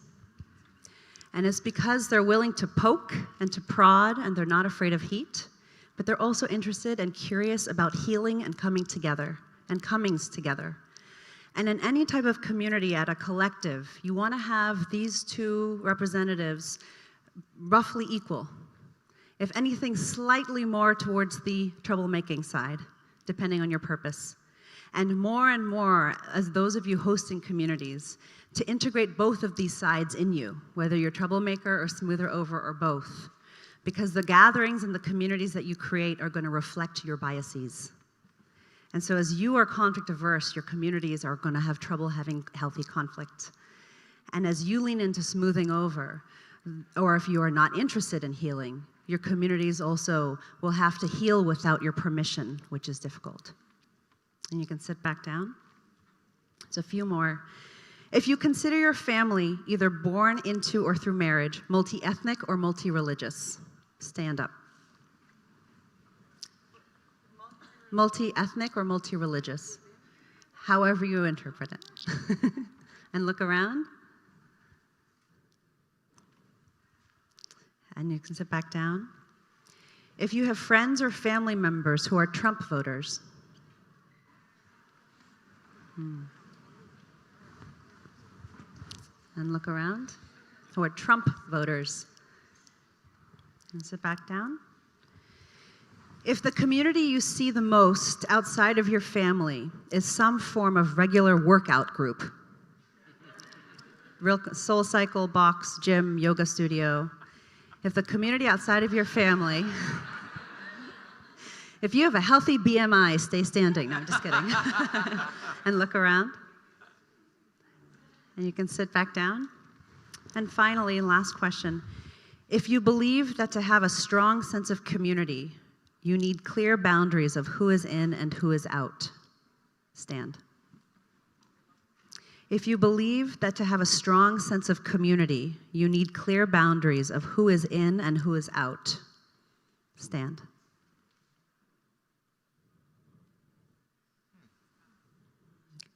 Okay. And I'd love for those standing, in just a sentence, tell us why you're standing.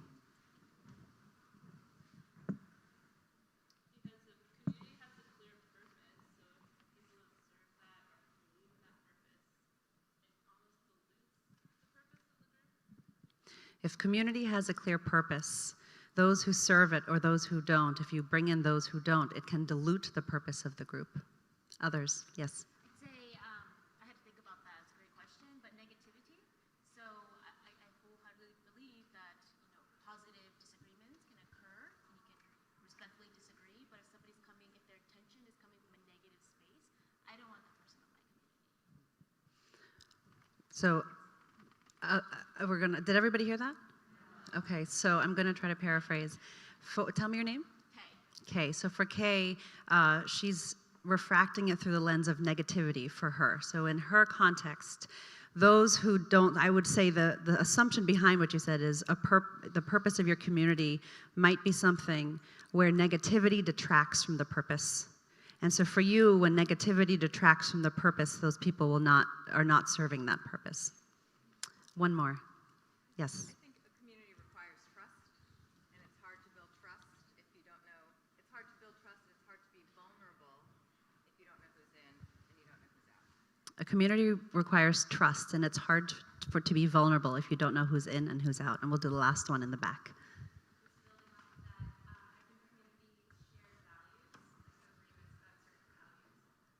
So shared values. Okay, thank you. I think I'm going to hand it back to Amichai. We wanted to start to activate you all to see who's in the room.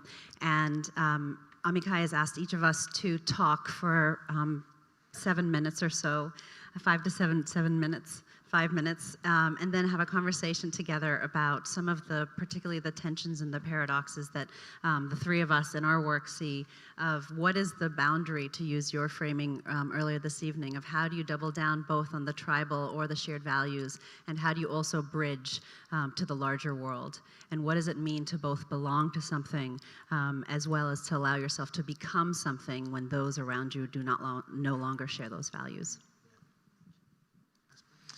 Thank you, Priya. So good evening, everyone, again. My name is Casper. I want to share with you just a snippet of a thought that I've had, and I'm kind of still in the question. So if you'll forgive me, I'll think it out loud with you, because it's been a very stimulating one for me. I grew up in a non-religious home. I grew up in England. Both my parents are Dutch. I think next to Denmark, Holland is the least religious country in the world.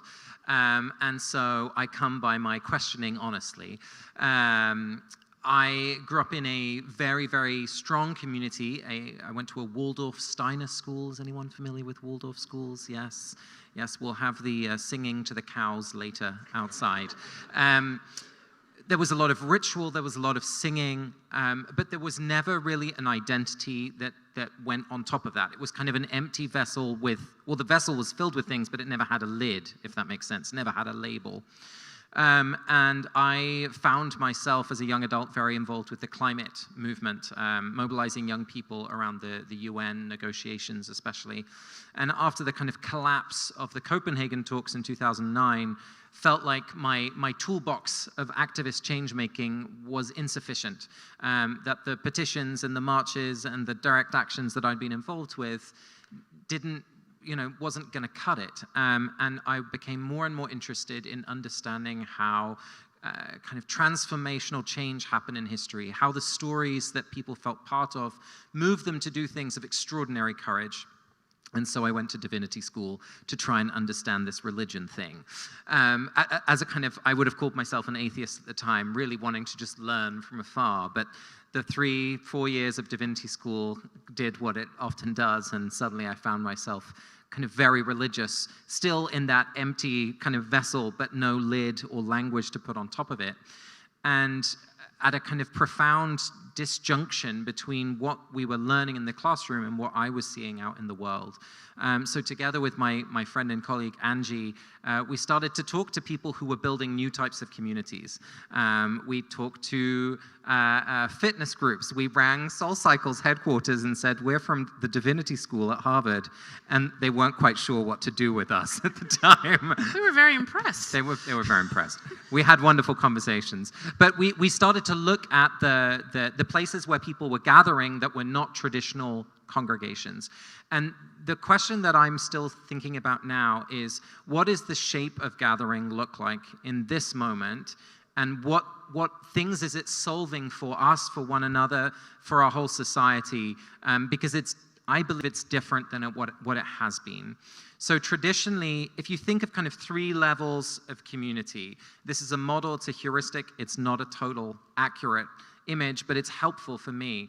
If you think of the kind of the most intimate group, it might be a family group, or it might be, a trusted group of people who come back time and time again. Probably, you can count them on 1 or 2 hands, that level of intimacy. The next level is a congregational group. So this might be the village or the congregation, or even, the choir that you sing in, people that you see over and over again in a semi-regular way.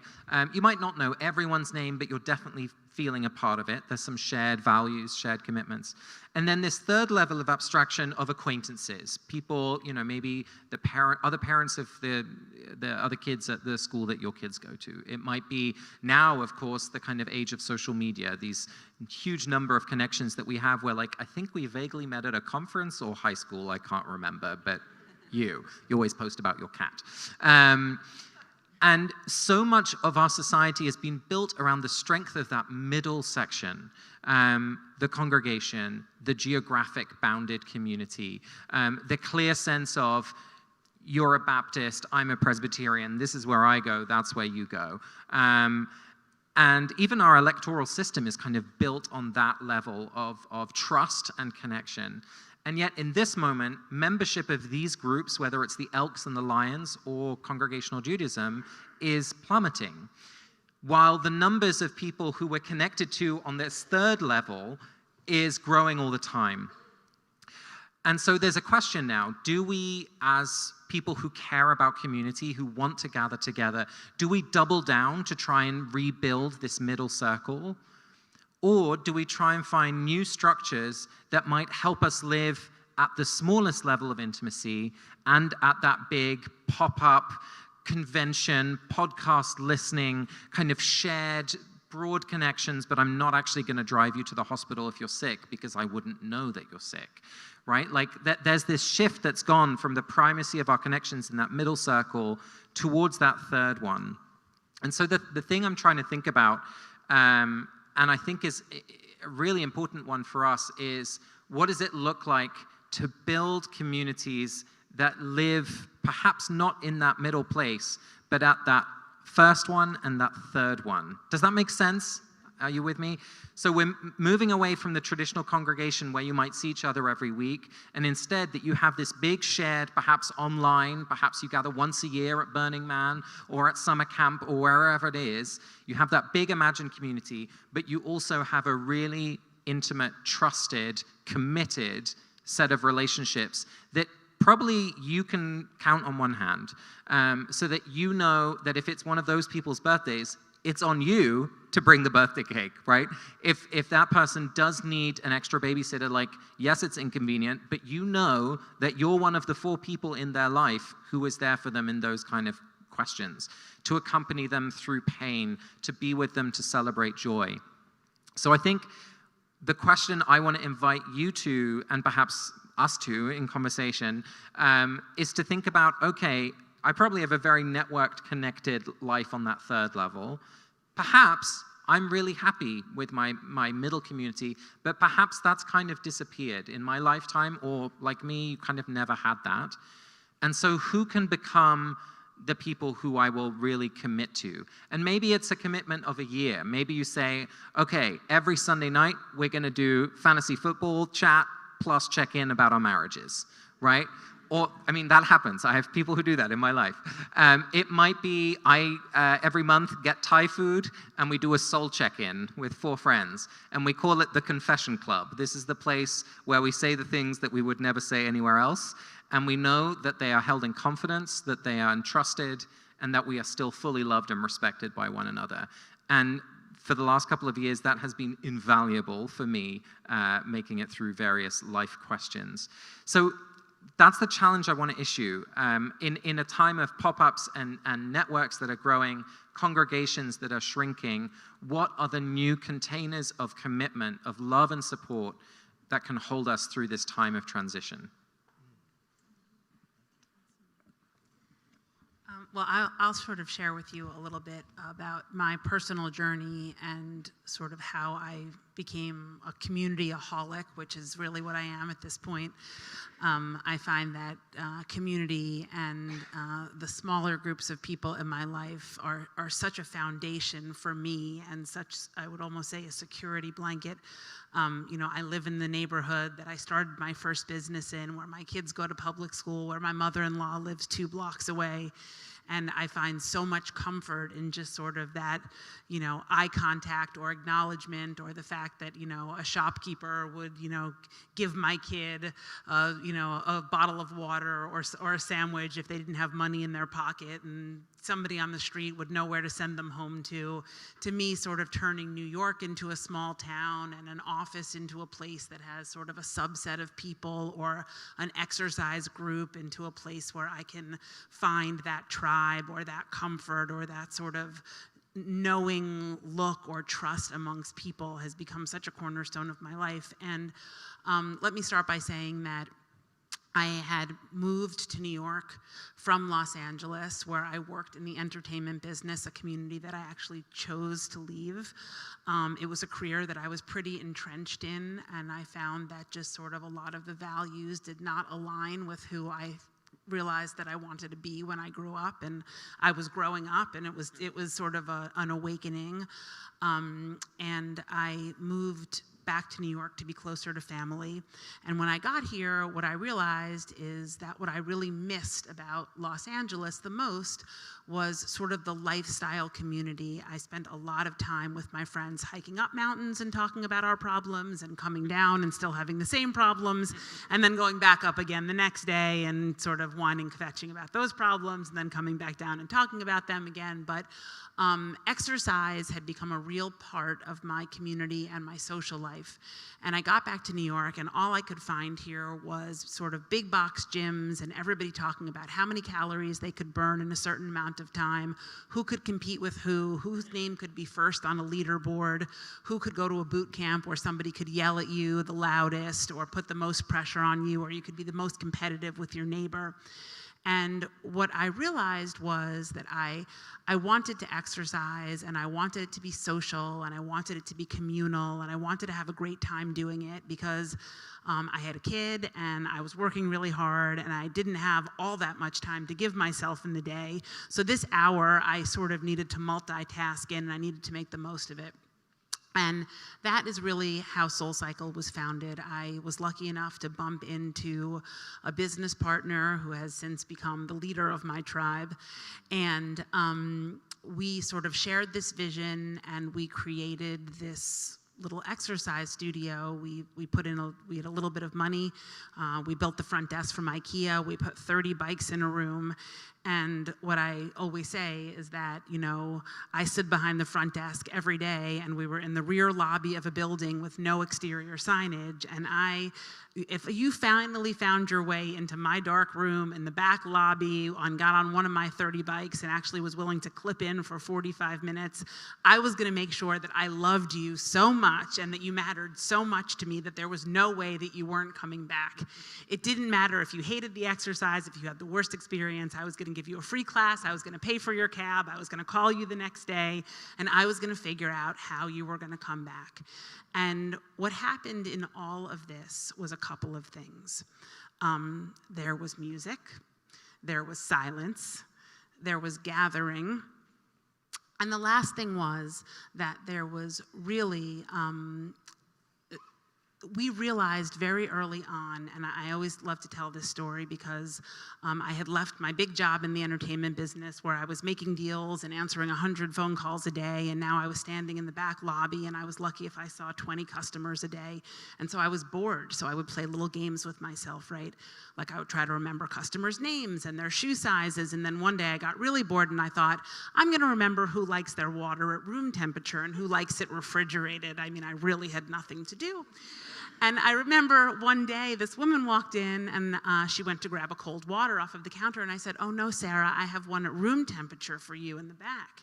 And I sort of watched her entire face and body language change. And I realized, oh, like I remembered something about her, and she feels like she matters here. And that is the way that our community was built. It was sort of like people mattered to me. And so they learned, I held space for them. And so then they learned how to hold space for each other, right? And really, when we begin to think about these communities, it is how we hold space for each other and how we teach our communities to hold space for each other, who's setting the tone for that, right?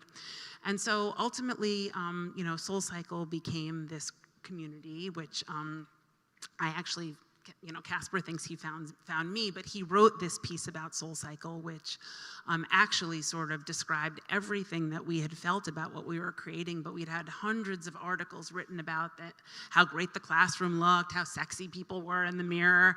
And then Casper kind of wrote this thing about how, organized religion is declining and people are looking for places to go, and how meaningful experiences where people, have things in common with each other. And SoulCycle sort of had all the makings of a religion in the way it's ritualistic. There's meditation involved, there's self-awareness involved, and there's generosity involved, and there's, an arc in the class. There's a moment where you sort of, and I'm certainly not going to say that you see God because I know we're God optional, but there is an aha moment where you sort of do have this minute, these 15 seconds of clarity where the music is playing and you've pushed your body harder than you thought you could, and the person next to you is actually, we taught our teachers to say, you're working hard for yourself and for the person on the left and the right. You're not competing. You're actually offering sort of, maybe today you have a lot of energy, and so you'll give it to the person next to you, and maybe tomorrow they'll have it and they'll give it to you. And there's something that happens in this whole moment where you just feel like you can be more than you thought you could be when you walked in the door, and that's because your community is really holding you up, because all the people in that room are having that experience together. And so that was sort of my experience with SoulCycle. And what was so interesting is that as I traveled around the country to our, 75 studios, people were pulling me aside in the lobbies of these studios all over the country and saying to me, I came here because I wanted to lose 10 pounds, but what happened was my relationship with my husband changed. Or, I came here because my doctor said I had to improve my cardio, but my entire social life has changed. You wouldn't believe the people that show up for me now. And we began to watch these tribes of people. I mean, I would go to funerals, and the people at the funeral would be all the people that there was bike 32 and there was bike 36 and there, I would be at bar mitzvahs and there was bike 28 and there was we watched people's whole social lives change. And so when I left SoulCycle, the real fascination for me was in, the behavior of people. What are we looking for now, in a digitally disconnected world? How are we finding each other? And I think that it's interesting, as retail is dying and people don't want to go to stores and buy things because we can do everything online and we don't have to even have these small interactions at the grocery store anymore. I mean, I live on a block that has Fairway and Citarella and Zabar's 2 blocks away, and of course I order from Fresh Direct. I would never go stand at a counter where I had to interface with a human being. But all that being said, now I have moved on, and my role at WeWork is really also very interesting. We have these buildings where we're putting together small companies, as an entrepreneur that sat in a room by myself, sort of trying to problem solve and figure out, if I was on the right track, and I made all of these mistakes each day. It's a really interesting thing to put like-minded people that are passionate about something that they're created all under one roof and watch what these interactions look like, at the coffee bar, at the front desk, at the copy machine, and sort of to look at how people, because they have this commonality, are supporting each other and are finding this other community. And when you sort of talk about the walls, or do you think that people have to be in or out of a community? I do think that, putting all these people under one roof, and so there is sort of this motto, like we're all trying to make it, right? And there's some sort of a camaraderie, and there is some sort of a momentum going on, with these businesses that creates, this sort of one for all mentality. And so it's been really interesting to kind of navigate these modern experiences and think about, in our everyday interactions, in these limited places that people actually go to physically now, how are we the facilitators? How are we creating the atmosphere and the tools and the attitudes and really, like somebody here said, really the trust, right? Really the ability for people to come in and sort of have that moment when I handed the woman her, her room temperature water, to sort of let your shoulders down and say, these are my people, and together we can create something, and I am a human being, so I need to be a part of something and have human interaction in order to sort of bring myself to the next place.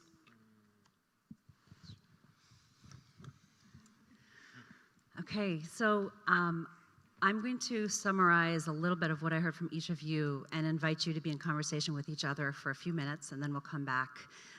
Again, I think as I listen to each of you, what's so interesting, so I came across 3 years, I wrote this book, and I've been working on it for the last 5 years, called The Art of Gathering. It's really good. Thank you. And 3.5 years ago, the small little PDF called How We Gather came out, and my inbox exploded. I got like 60 emails saying, you have to read this incredible, incredible report, and it's by Casper and his colleague Angie Thurston. Yeah. And what Casper's done, just to kind of lay it out, is they mapped out all of the different communities that kind of they were interested in, that were seeking some form of transcendence, belonging, purpose, membership, meaning creation in an agnostic way, so without judgment. So what could we learn from SoulCycle? What can we learn from Tough Mudders? What can we learn from the dinner party, Lenny Flowers? What can we learn from Death Over Dinner? If we were not to judge where and how this should look like, or who our hosts are, what could we learn that they're getting right? And what I love about his work is in all of his PDFs, he then has this other section that says, and what can they learn? He pushes. And similarly, for Soul Cycle, I went to one of those Soul Cycle classes because for research, people kept saying, you gotta go because there's this moment you see God. And I think, wow, I want to see her. And I went, and friends called me afterwards, and they said, like, how was it? How was it? And I left, and I said, I feel really freaked out. They said, why? And I said, because I saw God.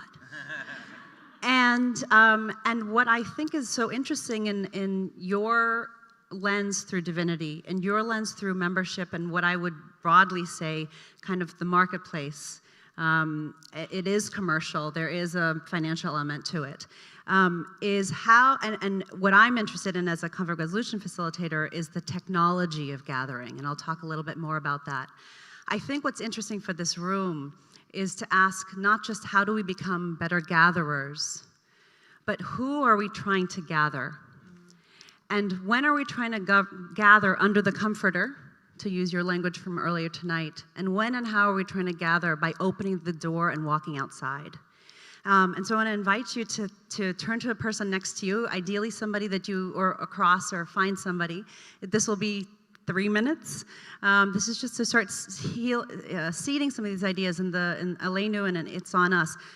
If I were to commit for the next year to gather more intentionally under my comforter, with the people who are like-minded, with my confession booths, with the people who are coming in and I want to see and I want them to see, but who are like me, what might that look like?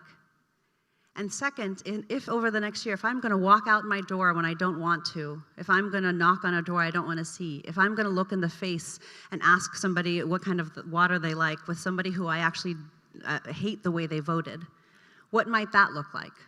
And just start, I don't know, seed the conversation. What might it look like to get a better apparatus of gathering?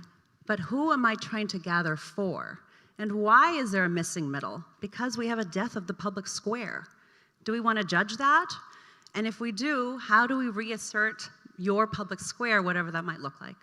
So turn to whoever you were. I know I asked a number of things. Find a thread. But again, realizing of a night of tonight and tomorrow night, what might be a commitment that you want to start thinking about? Thank you, Priya. That was beautifully done. I already know that we're having dinner. Not tonight, definitely.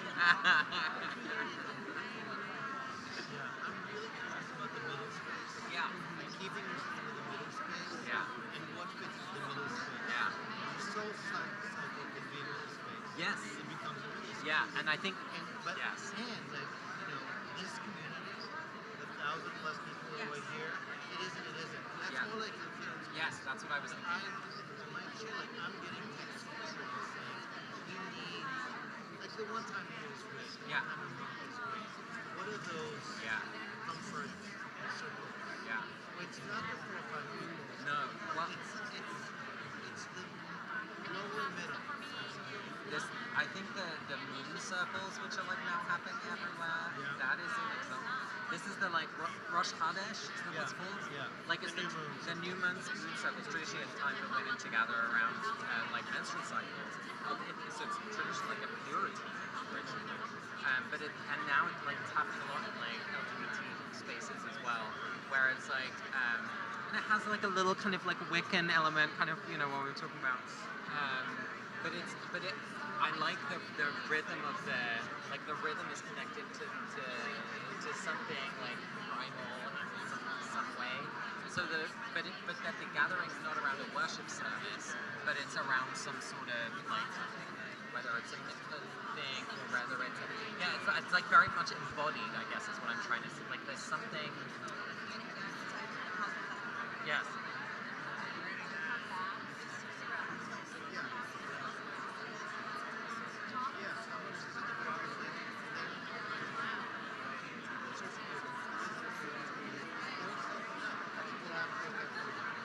You think we should go past half-past? Let's see how it goes. Okay. I think so. Let's not be shy about bringing it to a people who want to go home. 40 will be sweet. Okay. All right. It's Yom Kippur. Okay. Going to the movies. All right. Okay.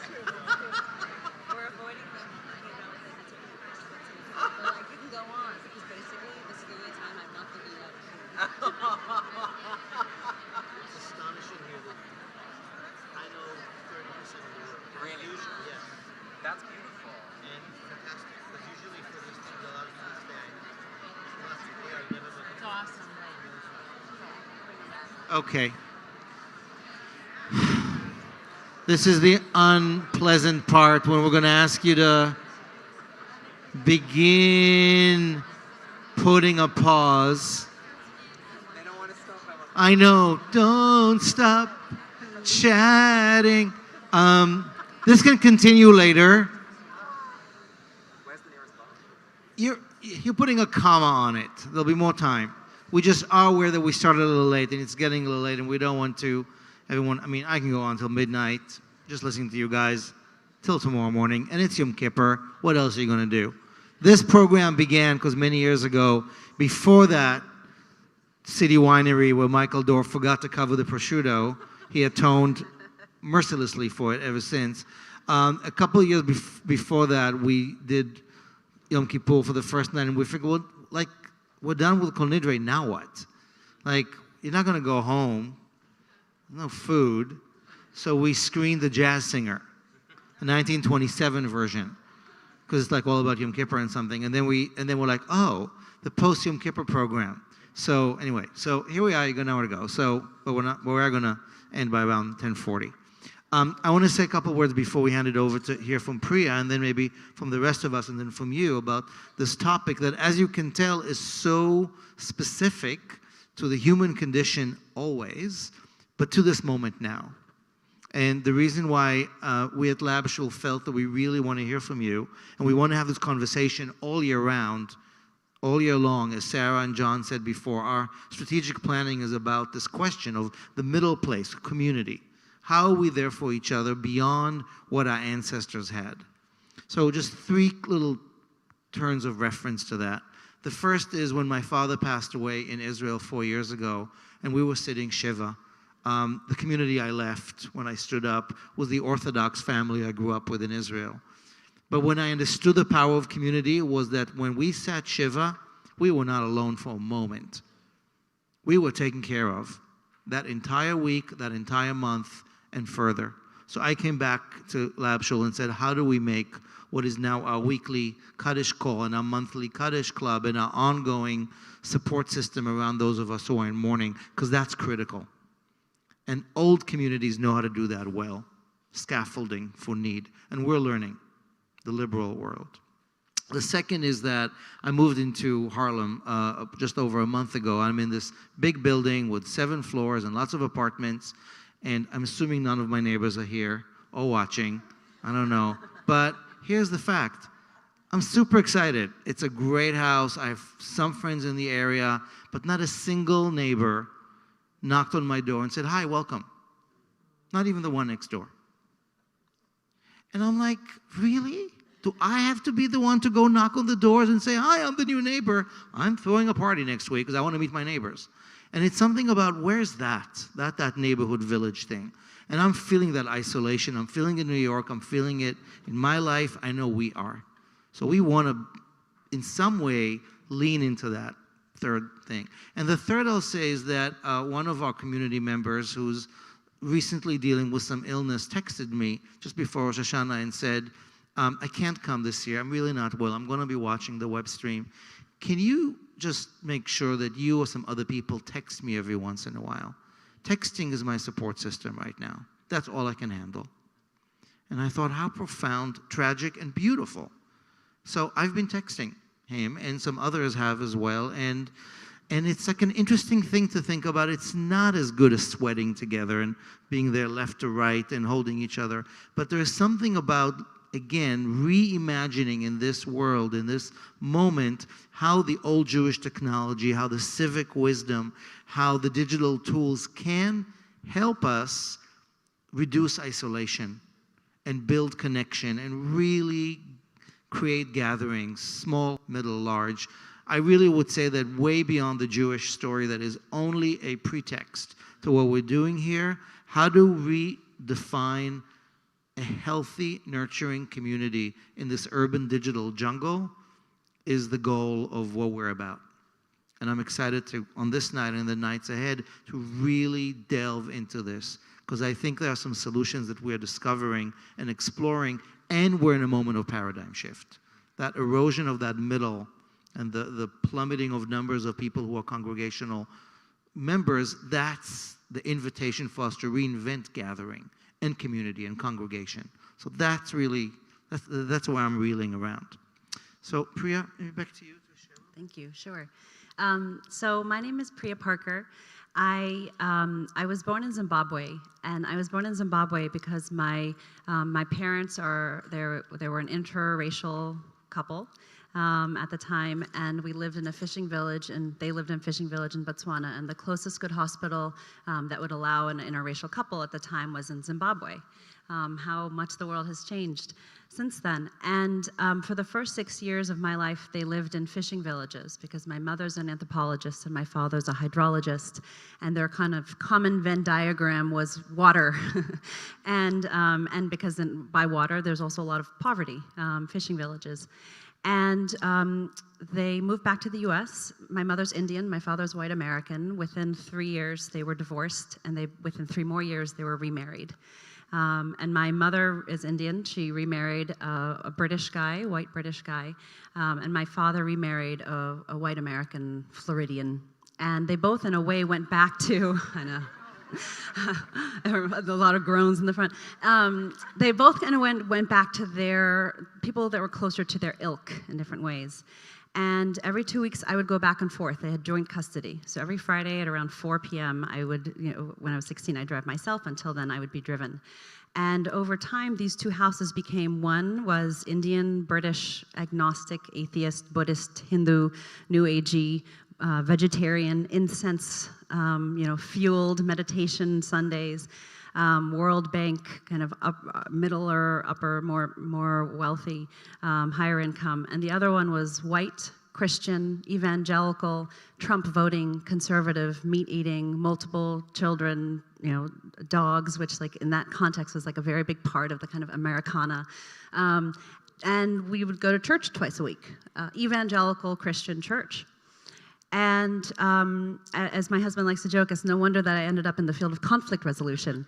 And so I'm a conflict resolution facilitator, but for groups. So I work with groups who are in conflict in some form of identity conflict. So Muslims and Hindus, or within the left, women who are pro-abortion or pro-choice, but believe that it should be a rights-based lens or a justice-based lens. And I mean, these are huge fights.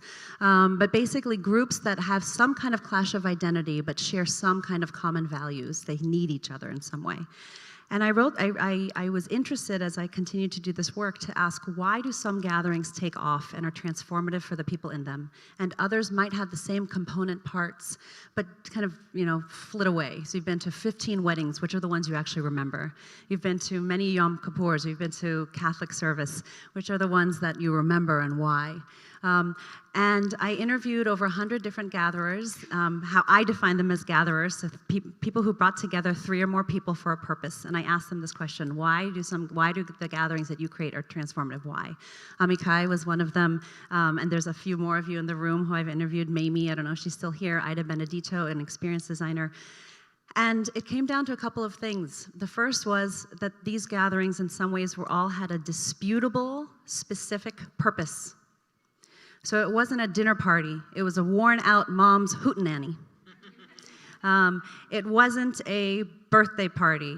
It was a exhausted and only want to be with the people who make me feel better about myself, and everyone else is not invited. So that was the first. The second was that in all of these gatherings, in some way or the other, there was some element of risk, of what I like to call heat.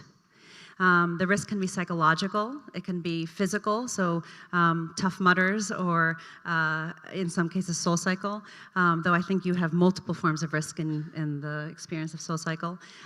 It can be emotional, how much am I showing of myself? But basically that without risk, we can't have transformation. And one of the people that I interviewed that most impacted my thinking is an experienced designer named Ida Benedito. I think she's actually here. She's in the back.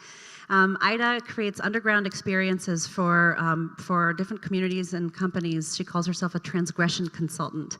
And I asked her, what can we learn from you? and how do you actually create these experiences for people to take risks? And she says, for every group that I work with, and you can tell your readers this, I ask 4 questions. And these are the questions that I want you to think about as you think about your gatherings over the next year. First, what is this group avoiding? Second, what is the gift in facing that? Third, what is the risk in facing it? And fourth, is the gift worth the risk? And then the last thing I'll say in terms of the gatherings were almost all of them had some form of intimacy. There's some form of seeing oneself, showing myself and seeing someone else, and not being stuck in a fixed identity. So even when I was asking these questions, are you a smoother over now in this moment? You might change in a year. So the gatherings become powerful when you're able to see who I am and who I was, but that there's some kind of element or possibility of who I might become.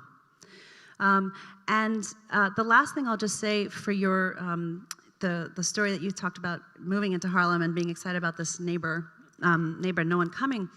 To me, that is a crisis of norms, a crisis of a lack of common norms in our modern world. I don't think that people are not excited or curious about you. I think that in many of the reasons that we no longer gather is because we live in a modern context where we don't want to offend one another and we don't actually know what the norm or the common kind of way to greet somebody is. So when you were speaking, I was thinking about that old movie Problem Child. I don't know if you ever saw that movie, but this guy moves in with his child and he's single, he's divorced, this is from the 80s, and he gets 42 apple pies from neighbors down the street, one after the other. They ring the doorbell, I brought you an apple pie. They ring the doorbell, I brought you an apple pie. There was a norm, there was a way people knew how to greet, right? In that neighborhood, on that block, this is how you welcome people.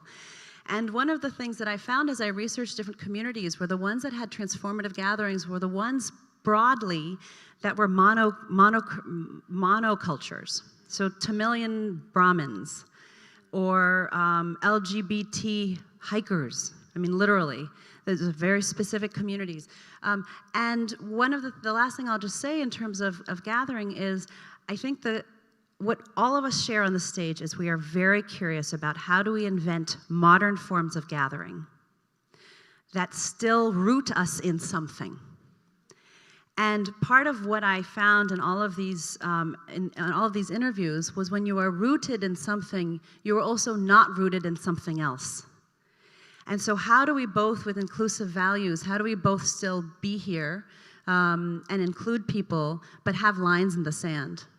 And I'll just close by saying I think one of the things that's most powerful about you and Lab Shul is that, are your 3 elements, is that you are everybody welcome, God optional, artist driven. And to me, the most fascinating part is God optional.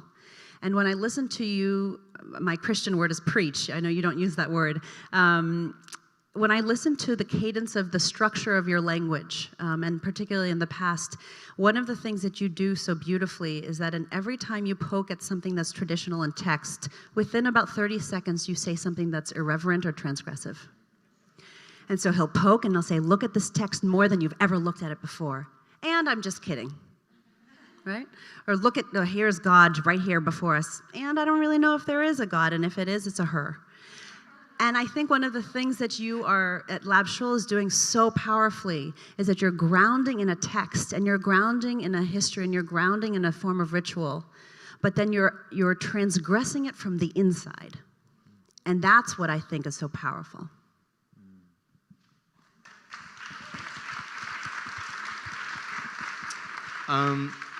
Thank you, Priya. So in the spirit of transgression, and respecting ourselves, it is 10:30, which is when we called this to end with. I'm going to, with your permission, ask to extend it for 10 more minutes, because I'm sure there are a few really rich questions that you would like to ask this fantastic group. And ideally, each one of you will get to speak a couple more minutes and share some kind of a response to these big questions that came up here tonight. And I will just say, transgressively, that my intention was for this to be a first of many. So, Casper, you flew especially to be here tonight, so we're very grateful. I know you have to go back to Minneapolis to be with the On Being folks tomorrow, but you're moving back to New York. Rumor has it. People talk. People talk. So may this be the first and not the last of this amazing conversation. But if that's okay with you, is that cool? I want to open it to you folks. There's a lot of interesting, beautiful people here. We're really not going to have time for more than 3 or 4 questions. As we say in panels, questions, not statements. And then address it to any of our fantastic people here. There's some mics going around. I'm going to hand mine over. Thank you so much. I kind of want to throw, Priya, the question back to all of you and to sort of hear your input of community. And is there a specific, apologies, can you rephrase the question? Is there a stipulation or criteria of who's actually in, who's out? And I guess tie it to sort of your last statement of when we're grounded in something, we're not grounded in other. And so that's sort of taking the zero-sum game mentality to it. And if you could each sort of just comment on that and what your opinions are about that. Thank you. Can I just suggest, I'm sorry, this is the facilitator in me. Can we get 3 or 4 questions and then we'll take them because we don't have that much time. So a few more in the back. Hi, I'd like to better understand how price point fits into who gets to be in the space and who doesn't. And what that means for the kinds of communities we're trying to build without just defaulting to a volunteer model, because people without a lot of money often don't have a lot of time. So how do you see different communities trying to challenge some of those ideas around who can afford to be in the space and build community with each other? Great question. Let's go in the back.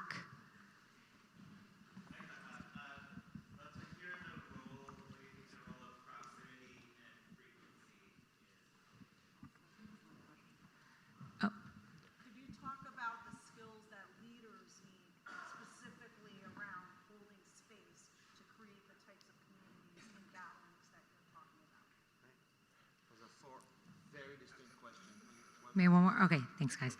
So I'm curious about, because I do a lot of this network weaving myself now, how do you sort of get, especially in that middle space or in that like margin of the intimate to the middle, when there are structural barriers that are designed to prevent you from doing so? Like congressional district? So I just wanted to ask about the sort of 3-ring model. What happens when, I mean, how does it fit into the equation when you have a thing where you use the 3rd ring to sort of make a lot of 1st ring connections, where that number of people that you were talking about out who you would, you know, if they called you in the middle of the night, you would fly across the country, isn't a number you can call on one hand, where the number of people is like 30 and they live in 8 different countries and none of them know each other, because I think for a lot of millennials, the way we're living, that's where our community is, and how does that fit into then trying to make the 2nd circle thing work?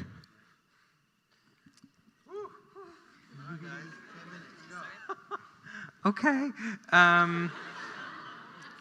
All right. Choose 1 or 2. Okay. All right. Oh, then I have to choose. Okay. Well, let me try and answer 1 and 6 in some way. I think one of the paradigm shift that's happening is that for so long we have lived with the assumption, as we were talking about before, like you're a Baptist, I'm a Presbyterian, like, and those identities were stable, those geographies were stable to some extent, and that we inherited those identities and we passed them on. That is really changing. Whether it's you're raised in a biracial, bireligious household, you're raised in a household with no religious identity, you have one story that you feel really part of, a practice that you've learned here, and a community that you're part of there. We talk about kind of unbundling and remixing our spiritual lives. Just like the newspaper has been unbundled, so you get your crossword puzzle through an app, and you get your trivia questions in HQ Trivia, and you go to Craigslist for your thing, and you'll go to, you know, I met my husband online, right? Like that's where you meet people, not in the personal ads. And the news you get from whether it's whether it's Twitter or 24-hour cable, like the job that the newspaper did has been unbundled, and we're now remixing our own mix of things that we want to meet our needs. The same thing is happening with religion. And perhaps for people who've come, you know, this is the one night they come to Lab Shul, this is part of a rich bricolage of experiences and stories and communities that you're part of that form your life. So to try and continue the communities of exclusivity in some way, when our identities themselves are becoming multiple, there's a fundamental mismatch there. So one of the things that I think is going to happen, which speaks to this rooted versus open, and how do I hold my 30 millennial friends around the world together, is I think it is going to become about relationships of accompaniment rather than relationships of shared identity necessarily, so that you will be fully in your experience and I will be fully in mine, but we will travel together. Does that make sense? I'm still thinking about this because there's loss in this, because it's so beautiful to be together when we have all of the same things, but it's going to become more and more difficult. So I think communities and SoulCycle does this really well, right? The instructor asks a bunch of questions, and it's up to you to answer them in your mind. Who are you riding for today?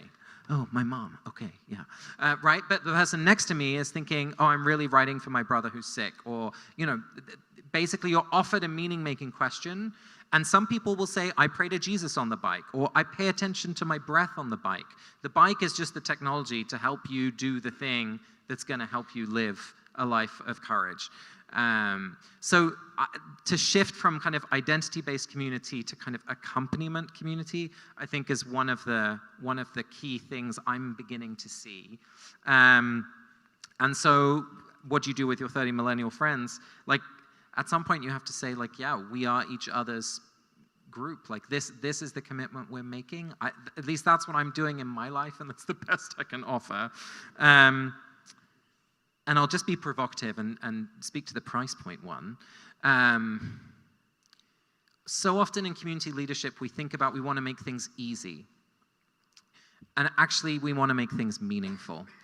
People will do extraordinary things if it means enough to them. And I think one of the biggest mistakes we make as leaders is we try and make things too easy because it doesn't actually allow anyone to make it meaningful for them. We don't actually ask enough of people. And that means we need to be even more gregarious in our thanks and our praise and our celebration of leaders. But I'm really, I'm eager for us to push ourselves and one another to ask more of us of leaders. I hear in your question a justice point, which is absolutely important. But I don't want us to mistake the question about price point as one of like, well, everything should be easy.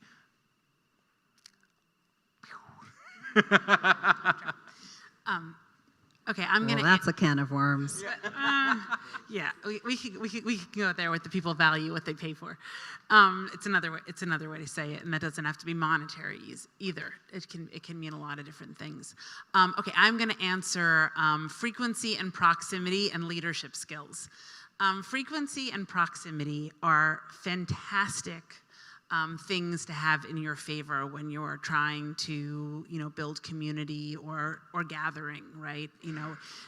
People, the memories and the conversations that people have over time and in a ritualistic way really help to build those relationships that ultimately form communities. And so, when you have the ability to have people that live within a close distance to each other, right? The chances of bumping into them in a neighborhood, on a street corner, when you're getting a carton of milk, when you're walking your dog, all of those little interactions lead up to making big relationships, right? And if you have the ability in both frequency and proximity to build those things over time, there's a lot going on in your favor. It also, to answer the point about would somebody come in the middle of the night and, take you to the hospital or help you with a problem. Again, proximity and frequency also really allow for that, right? They allow for people to be there in times of need, to pop over and visit for 15 minutes. All of those things create neighbors and neighborhoods and communities. And so I do think that frequency and proximity matter a lot. In terms of leadership, the one thing that I can say that I really do think is if we were going to distill it down to people getting better at just one thing, I would really say that for people to become better listeners, will really help us to create better leaders. Listening does many things. When people listen in a way that's really active, first of all, people feel heard. I think people know the difference between when you ask somebody how they are and you really take the time to understand how they are, or when it's just sort of a nicety and you're asking and then moving on mentally. And so I think that, you know, people's need to be seen and their need to matter really play into a leader's ability to listen and process that. And the other thing that I think happens when people really listen in a way that's active is you begin to learn and understand things about the different people that are coming into your community, your rooms, your gatherings, and it allows you the ability to say, you know, hey Casper, I heard you just got a dog, and you know who else just got a dog? It's Priya, and you guys should go to the dog park together because you both just got a dog.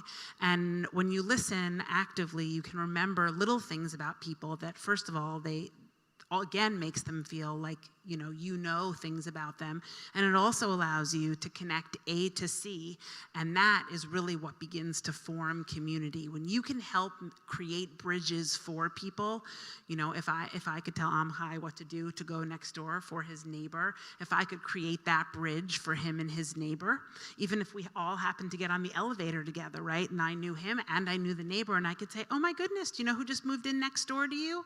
All of a sudden, I would have been the person that solved his neighbor problem, and now what do you have? You begin to have a community, right? They'll get on the elevator alone next time and they'll find something to talk about. And so leaders can act as bridges, and those things happen when you can listen and remember details about people.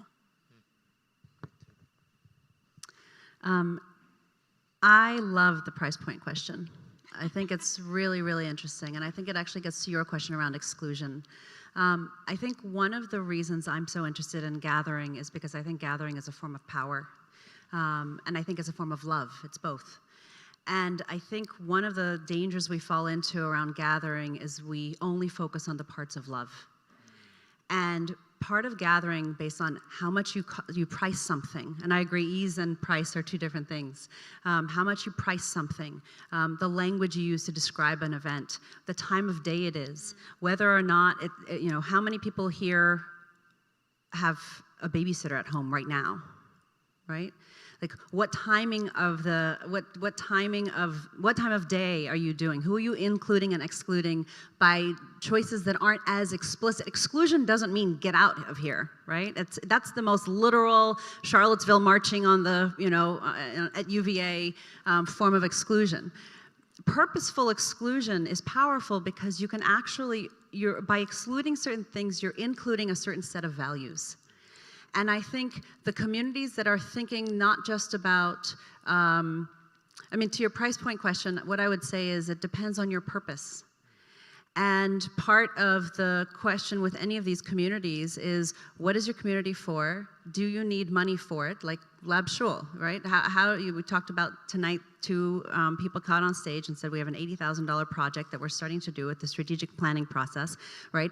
All of the different ways, and we haven't talked about this, I'm just riffing here, but what do we charge for seats? Is there a hierarchy of charges? What are the tiers?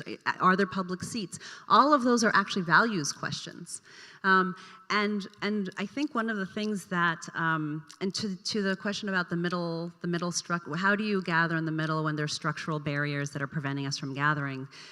To me, one of the dangers of gathering in a non-judgmental way is that we are accepting the larger structural forces that are keeping us apart from each other. And so on one hand, what I love about the work that you do is you're able to help us see the way people are gathering and understand, do I belong here? Somebody sees me. They see the type of water that I like. But my challenge to you all and to myself is really about how are we gathering to shift forms of power? How are we gathering in the public square, or are we gathering in a place that you need an Uber to take to? Are we gathering in place with people who are like us, or are we gathering in people who are not like us? And I think that our meaningful gatherings can also be forms of subversion. So baby showers. I think one of the dangers of baby showers, I have 2 children under the age of 3, and as I started thinking of, people started wanting to ask me, to do a baby shower, one of the things I realized was that, yes, I wanted a community of, I thought women, and then I thought, well, if I'm equal parenting and I'm the one who has the transition through a physical transition and my husband does not, maybe he's the one who needs a shower. Or what does it mean to have a transition where we're actually not, if we only ask the people above us to have wisdom for the woman having a baby, what is the wisdom that's being carried on in a system of patriarchy? What are the assumptions that women are gathering to actually reify certain codes and norms that are bringing us back to the 1950s, rather than asking, wait, what do I need this baby shower for? Should it be called a baby shower? Who needs to be there? And maybe the people I can most learn from are the people who actually don't have children but have a whole and holistic life. What are the questions I want to ask them? And how do I want to learn in a way that I can create and shift norms 12 women at a time so that when they decide, do I want to have children or not, they do it in a conscious way and they begin to embed and embody values and norms of being that we have not yet seen before because our rituals have not been created for them.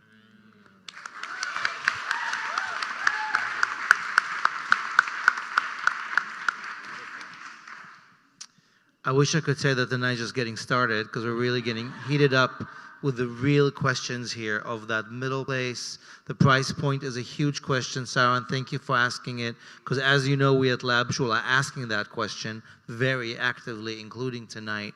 And the question of how do we reinvent the rituals but also lean into the ones we know. That's exactly that place where I think many of us are struggling. So I want to end in just a moment. First of all, by thanking you all for sticking around for both the first part of tonight and now, and hopefully we will all walk home or however we get there. Zip codes are elastic. And keep thinking and feeling some of these questions of tonight about finding our discomfort zone into being part of the larger we. The questions that Priya asked us earlier, what gatherings do we want to be part of this year and help initiate? The ones with other people who are the like-minded and ones where we push ourselves to knock on other doors. How do we walk the talk of our sweat equity and being part of the larger we in this moment where that is the civic, the spiritual, the collective question that many of us don't gather often enough to talk about and probe. It's my hope that we do so a lot this coming year and in many ways. I want to thank my dear friends, Priya, who spent so much time thinking about this and these great questions, and the book is fantastic and is a blueprint for what we're hoping to do together in many ways to come. Thank you for joining us.